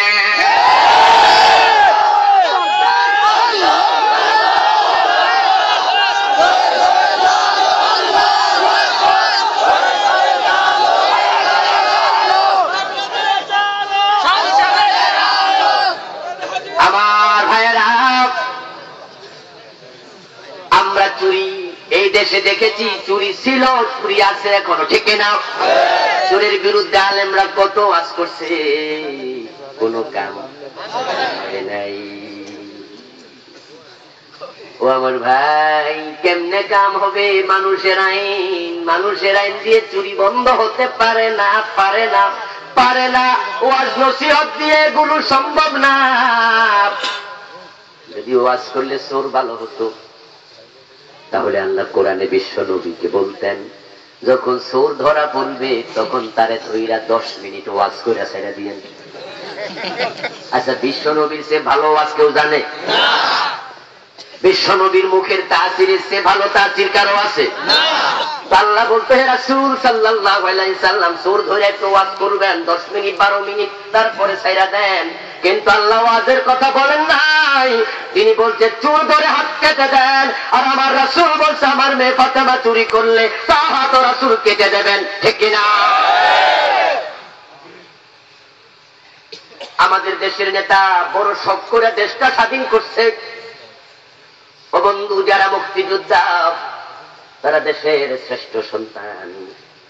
আমরা ওই সময় জন্ম নেইনি, কিন্তু ইতিহাস পড়ে আমরা বুঝেছি যারা মুক্তিযুদ্ধ করছে, যুদ্ধের ঘোষণা দিছে, যুদ্ধের নেতৃত্ব দিছে, যদি 71 দেশটা স্বাধীন না হতো, পাকিস্তানের অধীনেই থেকে যেত, এই সবগুলা লোককে পাকিস্তানের জালেমেরা নিশ্চয় ফাঁসি দিয়া দিত, ঠিক না? দেশদ্রোহী, তোরা দেশদ্রোহী। বড় স্বপ্ন নিয়ে স্বাধীনতার ঘোষণা দিয়েছেন আমাদের নেতারা, বড় স্বপ্ন নিয়ে স্বাধীনতার নেতৃত্ব দিয়েছেন আমাদের নেতা। ওই 7 মার্চের ভাষণ আমাদের কানে এখনো বাজে। আমাদের দেশের মুক্তিযোদ্ধারা বড় স্বপ্ন দেখেছিল, নাম দিছে আমার সোনার বাংলা। কিন্তু স্বাধীনতার কয়েকদিন পরে আমাদের নেতার স্বপ্নটা ভেঙে গেছে। তিনি রাগ করে বলছেন, মানুষ পায় স্বর্ণের খনি, উনি পাইছে উনার ডানে চোর, বামে চোর, সামনে চোর, পিছনে চোর, কম্বল 7.5 কোটি। উনি আমারটা কই? এই যে এত চোর আমাদের দেশে ছিল, আপনারা বলুন তো চোর কি কমছে? চুরি কি কমছে? বরং চুরি এমন বাড়া বাড়ছে। যারা আগে নারকেল চুরি করত, গাছের ডাব চুরি করত, মানুষের শীত কাটা ঘরে মুরগি চুরি করত, ওই চোরগুলো এক একটা ডাকাত হইয়া এখন 1000 কোটি টাকা চুরি করা শুরু করেছে।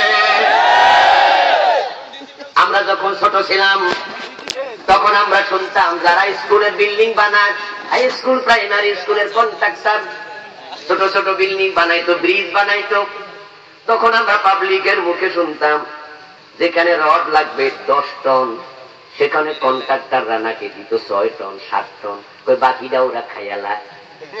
কিন্তু এখন তো ফুরাই দেয় না, পাশ দেয়া শুরু করতে, দেখেন নাই? অথচ এই বিল্ডিংটা তার নিজের মাথার উপরে ভাঙা পড়ার সম্ভাবনা আছে। এই জানে যেটা মাথার উপরে করব, তারপরে চিন্তা হয়েছে মরণদন লাগবো, খাইয়া মরি। ও আমার ভাইয়ারা, এখন এই চুরি কেমনে বন্ধ করবেন? ওয়াজ নসিহত দিয়ে না, যদি হাতটা দাঁড়াইন কায়েম হয়ে যায়, 1 মাস পরে দেখবেন চুরি বন্ধ হতে শুরু হয়ে যাবে। নামাজের ওয়াজ কে করে না এই দেশে? সকল পীর নামাজের জন্য কথা বলছে। 3.5 লাখ মসজিদের মিম্বার থেকে প্রতি জুমাতে নামাজের কথা বলা হচ্ছে। মাহফিলের বক্তারা নামাজ পড়ো, নামাজ পড়ো বলতেছে। আমার তাবলীগ জামাতের ভাইয়েরা নামাজের জন্য এত পরিশ্রম করে, যেটা কল্পনাতীত। আপনি তাবলীগ না করতে পারেন, কিন্তু তাদের পরিশ্রম আপনাকে স্বীকার করতেই হবে। আসরের নামাজ পড়ে আমরা চা দোকানে বসে চা খাই, আমরা গল্প করি, কিন্তু দেখবেন তাবলীগের লোকেরা মসজিদ থেকে লাইন ধরে মানুষের বাড়ি যায়, তাই না? চা দোকানে যায় এমন ভাবে ধরে সুপার গুলুর মতো, তার পাশে গোলইয়া খাড়াইয়া নামাজ নামাজ নামাজ, ভাই মসজিদে আসো, মসজিদে আসো, বলে কিনা? বলে কিনা? নাকি কয়েছে না? বলে না, ভালো কথাই বলছে। ওই লোকটারে বাধ্য করে যে নামাজ কোরবানি করো, এই কয় যে জি জি জি দোয়া করেন, দোয়া টোয়া দুদিন এখন চলে, তখন কয় লুঙ্গি খারাপ। কথা বলেন না? হুজুররা বলে নামাজ পড়ো, আলেম ওলামা বলে নামাজ পড়ো, বক্তারা বলে নামাজ পড়ো, তাবলীগে বলে নামাজ পড়ো, মা বাবা বলে নামাজ পড়ো, কিন্তু নামাজ পড়ে কয়েক %? ওই যে ঈদের দিন, কোরবানির ঈদের আগে গরু বাজারে গিয়া দেখবেন বন্ধু কোরবানের গরু কিনছেন, আমাদের খবর নাই। ওই মাগরিবের আজান হচ্ছে, গরু বাজারের লোক গিজ গিজ করতেছে, আচ্ছা নামাজ যাবেন না, কয় না তুই বইরা আমি গরু কিনতে। কিন্তু সৌদি আরবে যান, গিয়ে দেখবেন বন্ধু আজান হতে দেরি, দোকান বন্ধ হতে দেরি নাই। আজানের সাথে সাথে হেমিলিনের বাঁশিওয়ালা যেমন বাঁশিতে ফু দিয়েছে, পিছনে পিছনে ইন্দুর দৌড়াচ্ছে, এমন একটা ছবি মনে আছে না? নাই? ছোটকালে পড়েছি, বইতে দেখেছেন। আমার ভাইয়েরা, হেমিলিনের বাঁশিওয়ালার ওই বাঁশির ফুৎকার দিতে দেরি, সৌদি আরবে সবগুলা দোকান বন্ধ হয়ে যায়, শাটার পড়ে যায়, পর্দা পড়ে যায়, সব লোকেরা মসজিদের দিকে দৌড়ায়। দৃশ্য দেখে মনটা জুড়ায়া যায়। কল্পনা করুন তো, আপনাদের সোনাগাজী বাজারে, রামগতি বাজারে যদি মাগরিবের টাইমে আজান হতো আর দোকান বন্ধ হয়ে যেত, সবগুলা ক্রেতা বিক্রেতা মসজিদে দৌড়াতো। এক একটা মসজিদে 5 বার 7 বার জামাত পড়ো, শেষ করা যেত না।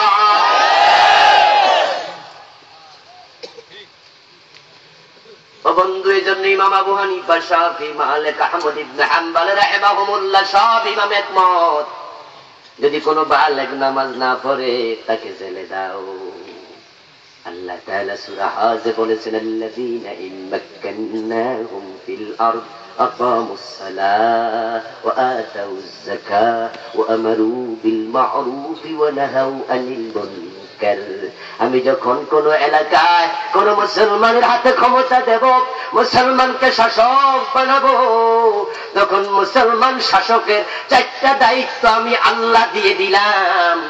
1 নাম্বার দায়িত্ব, সে আইন করে নামাজ কায়েম করবে। সে ঘোষণা দেবে আজান হতে দেরি, নামাজ পড়তে দেরি করা যাবে না। যদি এই আইন আমাদের দেশে কায়েম হতো, বেনামাজি পাওয়া যেত না। এই জন্য আমলের ব্যাপারে সাবধান হওয়া দরকার আছে না? না, একদিনে তো সব বলা যাবে না। ও হাজী সাহেব, বউ বলছে গাছের লাউটা আজকে বাজারে নিয়ে বিক্রি করো, ছোটগুলা কাল থাকুক, বড়টা নিয়ে যাও। হাজী সাহেব টান দিয়া লাউটা ছিঁড়ছে, বাজারে যাবে, হাতে নিয়ে দেখে এর মাঝে ফোকা খাওয়া গর্ত দেখা যায়। এখন লাউটা বাজারে নিয়ে ফোকার গর্তটা উপরে দেয় না নিচে দেয়? আপনি না হাজী সাহেব, আপনার মাথায় না টুপি আছে, আপনার গায়ে না পাঞ্জাবি আছে, আপনি গর্তটা নিচে দিলেন, কারণটা কি? কারণ হলো যে কিনবে যেন না পায়। তাই তাড়াতাড়ি বেচালায়, বেচা করে বাড়িতে আচরণ নামাজ করবো, এই জন্য আমার বাজারে খুঁজে না। অথচ হাদিসে আছে মান খাদা মুমিনান ফালাইসা মিন্না, যে ব্যক্তি মুমিনকে ধোঁকা দেয় সে আমার উম্মত থাকে না। আল্লাহ রাসূল বলেন সহিহ মুসলিমের হাদিস, মান বা'আইবান ওয়া লাম ইউনাব্বি আলাইহি লাম ইয়াজাল ফি মাকতিল্লাহ আও লাম তাজালিল মালাইকাতু তালআনুহু। যে ব্যক্তি কোন দোষী জিনিস না দেখায়া বেচে, যখন বিক্রি করবে তখন থেকে আল্লাহর গজব তার উপরে পড়তে শুরু হয়। নাউযুবিল্লাহ। আমলে জিন্দেগি সুন্দর করবেন, আমলগুলো জানবেন। 1 নাম্বার শর্ত ঈমান, 2 নাম্বার শর্ত হলো আমল। 2 শর্ত মানলে জান্নাত, কিন্তু শর্ত নাই জান্নাত নাই। এবার বলুন তো, আমলের দাম বেশি না ঈমানের দাম বেশি? আওয়াজ করে বলেন, আমলের দাম বেশি না ঈমানের দাম বেশি? মাশাআল্লাহ, ঈমান ঈমান ঈমান, এটা 1 নাম্বার। ইন্নাল্লাযীনা আমানু ওয়া আমিলুস সালিহাত, সিরিয়ালে 1 নাম্বার ঈমান, 2 নাম্বারে হলো আমল। আমল হলো শূন্যের মতো, ঈমান হলো ডান পাশে 1, বাম পাশে 1 মতো। বাম পাশে 1, ডান পাশে 0 দিলে কত হয়? 10। 2টা দিলে 3 শূন্য 1000, 5 শূন্য 1 লাখ, 1 লাখ, 4 শূন্য 10,000, 5 শূন্য 1 লাখ। শূন্য দিতে থাকেন, দাম বাড়তে থাকবে। কিন্তু যদি একটা মুছে দেন, শূন্যের মূল্য কত? ঈমান না থাকলে আমলের দাম 1 আনাও নাই। এখন আমাদের দেশে আমলওয়ালা তো কম, ঈমানওয়ালা আরো কম। ঈমানের জন্যতা চলছে বাংলাদেশে। হাজার হাজার নামাজের ঈমান নাই, হাজার হাজার টুপিওয়ালার ঈমান নাই, হাজার হাজার দাড়িওয়ালার ঈমান নাই, হাজার হাজার হাজী সাহেব ঈমান হারা হয়ে গেছে। আল্লাহ রাসূল এটা বলে গেছেন, ইয়াতি আলান নাসি জামানুন ইয়াজতামিউনা ফিল মাসাজিদি লাইসা ফীহিম মুমিনুন। একটা জামানা আসবে, যেই জামানার মানুষগুলো মসজিদে জামাতে নামাজ পড়বে, অথচ ইমাম মুয়াজ্জিন মুসল্লি একজনেরও ঈমান থাকবে না। ইয়াখরুজুনা মিনাদ দ্বীন কামা তাখরুজু শা'রাতু মিনাল আজীন। ইবনে মাজার হাদিস, রাসূল বলেন লোকগুলো দিন থেকে এমন ভাবে বেরিয়ে যাবে যেমন ভাবে আটার খামিরের ভিতরে যদি লম্বা চুল দেখা যায়, টান দিলে যেমন চুলটা বের হয়ে যায়, ওই চুলের সাথে কোনো আটা বের হয় না। এবং যে জায়গা দিয়া চুল বের হয়েছে কোনো সুরঙ্গ তৈরি হয় না, বরং যে টান দিয়া বের করছে, কোন জায়গা দিয়া বাইর হয়েছে নিজেও টের পায় না। ঠিক কিছু লোক ঈমান থেকে বেরিয়ে যাবে, সে যে কাফের হয়ে গেছে নিজেও টের পাবে না। ইমামও কাফের, মুয়াজ্জিনও কাফের, মুসল্লি কাফের, কিন্তু জামাতে নামাজ পড়বে, গোল হইয়া জিকির করবে, তালিম তাদরিসের কাজ করবে, কিন্তু ঈমান হারা, ঈমান হারা, ঈমান হারা এমন মসজিদ বাংলাদেশে আছে। আপনি ঢাকার বকশীবাজারে গেলে পাবেন। মাদ্রাসা বোর্ডের পাশেই কাশগড়ি হল, ওই কাশগড়ি হলের অপোজিটে ফজলে রাব্বি হলের বিপরীতেই আহমদিয়া মুসলিম জামাত কাদিয়ানীদের মসজিদ আছে না না? যারা মাদ্রাসা বোর্ডে যাবেন কালকে গেলে দেখবেন কাদিয়ানীদের মসজিদে ইমাম আছে না নাই? আওয়াজ করুন, আছে না নাই? মুয়াজ্জিন আছে না নাই? আযান আছে না নাই? মুসল্লি আছে না নাই? নামাজ পড়ে কিনা?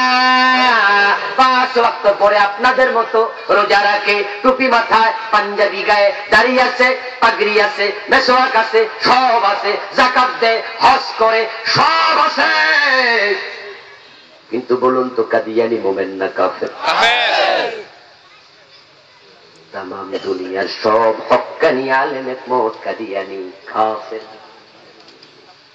আমি তাদের কয়েকটা বই পড়েছি, আমি তাদের বইয়ের পাতায় পাতায় দেখেছি লা ইলাহা ইল্লাল্লাহু মুহাম্মাদুর রাসূলুল্লাহ কালেমাটা লেখা।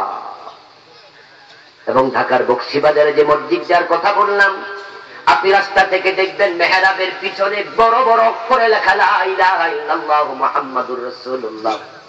তারা আযানের মাঝে বলে আশহাদু আল্লা ইলাহা ইল্লাল্লাহ আশহাদু আন্না মুহাম্মাদার রাসূলুল্লাহ।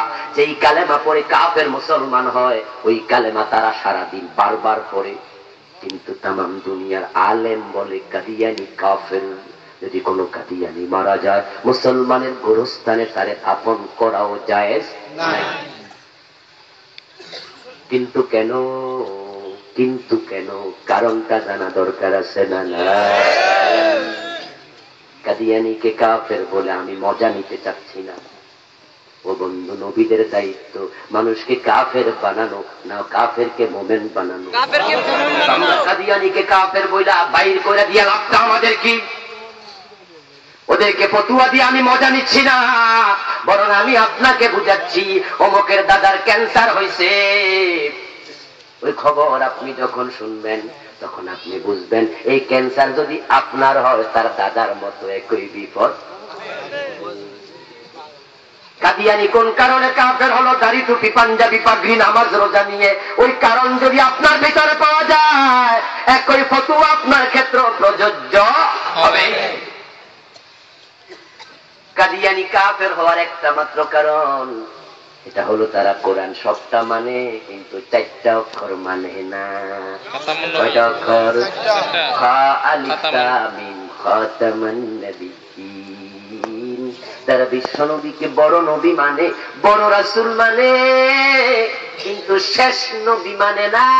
তাদের ধারণা, তাদের আকীদা হলো বিশ্ব নবীর পরে আরো কিছু ছোট ছোট নবী আসবে। নাউযুবিল্লাহ বলেন না কেন ভাইয়ারা আমার? আসলে কি কোন নবী আসবে? আল্লাহ বলেন খাতামুন নবিয়্যিন, উনি শেষ নবী। রাসূল ব্যাখ্যা করেন আয়াতের, আনা খাতামুল আম্বিয়া ওয়ালা নাবিয়্যা বাদি। আমি শেষ নবী, আমার পরে আর কোন নবী আসবে না। রাসূল বলেন নবুয়তের বিল্ডিং এর আমি হলাম শেষ ইট, সর্বশেষ একটা ইট বাকি ছিল, পুরা বিল্ডিং হয়ে গেছে। আল্লাহ তাআলা আমাকে দিয়া ইট লাগাইয়া ওই বিল্ডিংটাকে শেষ করে দিয়েছেন, পরিপূর্ণ করেছেন। এই বিল্ডিং আর কোনো ইট ঢুকবে না। কাদিয়ানীরা তাদের একজন নতুন নবী মানে, তার নাম ছিল গোলাম আহমদ। মির্জা গোলাম আহমদ কাদিয়ানকে নবী মানলো, কোরআনের 4টা অক্ষর অস্বীকার করে কাফের হয়ে গেল। এখন আপনিও যদি 4টা 10টা 20টা অক্ষর না মানেন, কাদিয়ানী কাফের হলে আপনি কি হবেন? এখন কোরআন মাজিদ থেকে ডজন ডজন আয়াত মানে না এমন অনেক নামাজি বাংলাদেশে আছে। আপনি নিজে দেখবেন বন্ধু, মসজিদে আল্লাহর আইনের কথা বললে সবাই ঠিক আছে, কিন্তু কোর্টে আল্লাহর আইন, সংসদে আল্লাহর আইনের কথা বললে অনেকের চেহারা কালো হয়ে যাবে। অথচ আল্লাহ তাআলা কোরআন মাজিদে বলছেন, আলা লাহুল খালকু ওয়াল আমরু, সাবধান, সৃষ্টি যার, আইন চলবে শুধু তার। এখানে অক্ষর আছে 15টা। কয়টা? আওয়াজ করেন না কেন? কয়টা?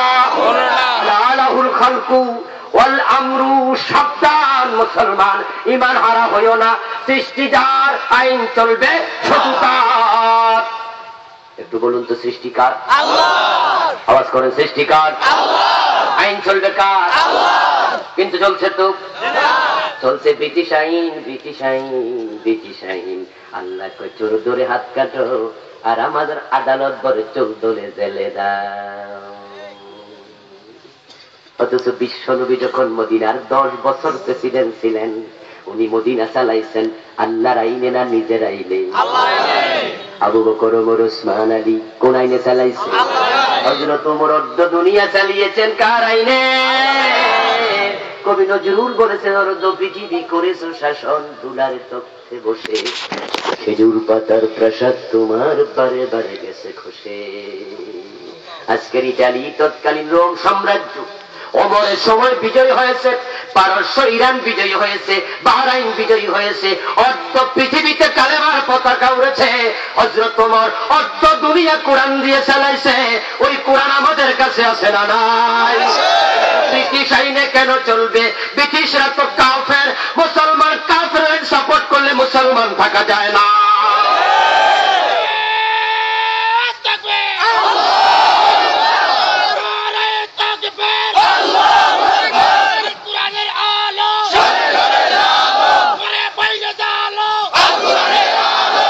আমার ভাইয়েরা, এবার একটা কথা বলে শেষ করছি আলোচনা। বলুন তো, শয়তান মুমিন না কাফের?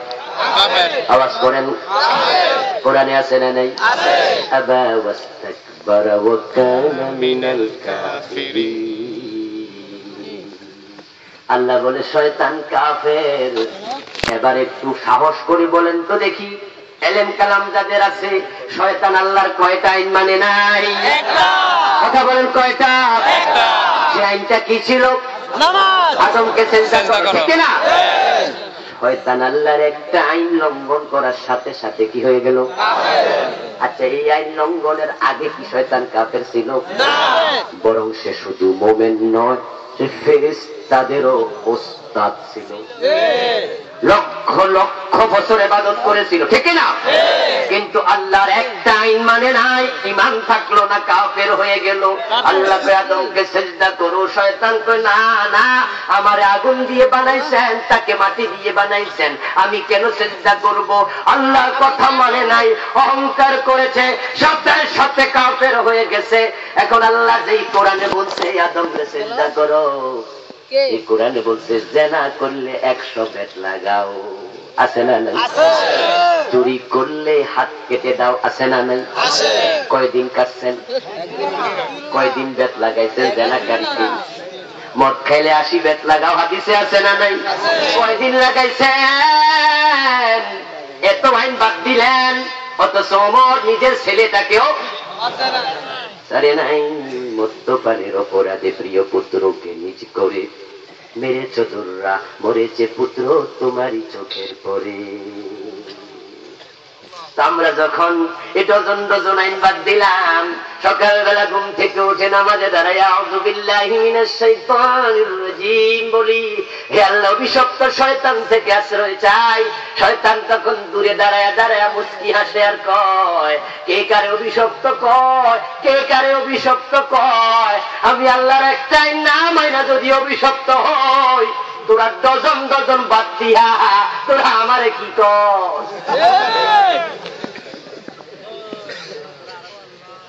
ও বন্ধু, সালনি সুইকে বলে, সালনি সালনি চিনি কথা কয়া লাগবে তো। এদেশে কি করে? চালনি নোয়াখালী না? আমরা তো হাফ নোয়াখালী, কুমিল্লা থাকি আমরা, থাকি কুমিল্লা, তো এটা আমাদের মানুষের অর্ধেক নোয়াখালী। এই জন্য ভাষার মিল আছে। সালনি সুইকে কয়, ও সুই তোর পাছায় ছিদ্র কেন? বুঝেন? সুইয়ের পাতার মাঝে ছিদ্র আছে না নাই? তো সালনি সুইরে কয়, ওই সুই তুই তো ছিদ্রওয়ালা। তখন সুই সালনিরে কয়, আমি ছিদ্রওয়ালা, তুই কিটা? আমার তো শুধু পাতা, তোর তো পুরা বড়ি, ঠিক না? আমরা একটাই শয়তান মাননা হেরে আমরা কবি সপ্ত প্রতিদিন বদুয়া দিই। আর শয়তান কয় কে কারে কি কয়। ও বন্ধু, এটাই বিচারের ভার আপনার বিবেকে দিয়ে চলে গেলাম। আজকে আলোচনা শেষ করছি। যদি আল্লাহর একটাই নাম মাইনা শয়তান কাফের হওয়া লাগে, যদি কাদিয়ানি 4টা অক্ষর না মাইনা তারা কাফের হওয়া লাগে, যদি আল্লাহর এইভাবে আইন আমরা বাদ দেই, আমাদের ঈমানটা আসলে থাকবে। এখন আপনারা বলবেন হুজুর আমরা তো স্বীকার করি না, আমরা তো মানি। তখন আমি যদি বলি বিচার মানো তাল গাছ কার, তো যদি আপনারা সত্যি আল্লাহর আইন মানেন, তাহলে ব্রিটিশ আইনে তো দেশ চলার কথা না। আসলে বাস্তবতা, এই দেশে কিন্তু 90% মুসলমান নাই, 80%ও নাই, 60%ও নাই। এগুলো মিছা কথা, মিছা কথা, মিছা কথা। এই যে সাদা কাগজ, যদি আমি এখানে লিখি প আকার পানর শিকার উচ্চারণ কি হবে? কি হানি? কি উচ্চারণ হবে? কাগজটা কি ভিজে যাবে? যদি লিখি সরে গরু সুগার গুদন্তন্য উচ্চারণ কি হবে? কাগজটা কি পুড়ে যাবে? কারণ শুধু একটা লেখায় আছে বাস্তবে। বাস্তব আগুন হলে পুড়ে যেত, বাস্তব পানি হলে ভিজে যেত। 90% মুসলমান কিতাবে আছে, লিখায় আছে, ভোটার লিস্টে আছে। বাস্তবে যদি 51% থাকতো, আল্লাহর কোরআনের আইন অনেক আগে কায়েম হয়ে যেত। ওই যে কাজীর গরু কিতাবে আছে, গোয়ালে নাই। এজন্য কে কোথায় যাচ্ছে সেটা দেখা দরকার নাই। আমরা নিজেরা আল্লাহর জান্নাতের পথে ঈমান আমল ঠিক রেখে দৌড়ানো দরকার আছে, ঠিক কিনা? আল্লাহর জান্নাতের পথে ঈমান আমল সঙ্গী করে দৌড়ান। সে তৌফিক আল্লাহ আমাদের দান করুক। একটু গলা ছেড়ে চিৎকার দিয়ে বলি আল্লাহুম্মা আমিন। হাযা মা ইনদি ওয়াল ইলমু ইনদাল্লাহ আলাইহি তাওয়াক্কালতু ওয়া ইলাইহি উনীব। আল্লাহ হাফিজ। আমার ভাইরা, আমাদের সম্মানিত উপজেলা চেয়ারম্যান মহোদয় একটু কথা বলবেন, ইনশাআল্লাহ আমরা ওনার কিছু কথা শুনবো। তো একটু কিছু বলেন, আমরা ওনার সামান্য কিছু কথা শুনবো, তারপরে দোয়ার দিকে যাব। আর স্টেজে আমার লেখা ছোট্ট একটি বই আছে, 2টি বই আছে। একটা হচ্ছে শিরকের উপরে, খুবই গুরুত্বপূর্ণ একটি বই, আর একটি মিরাজ আধুনিক বিজ্ঞান। যারা নিতে চান, এখানে আমার ড্রাইভার সাহেব আছে, নিতে পারবেন। আর আমরা ফাঁকে একটু আমাদের মহোদয়ের কথা একটু শুনবো।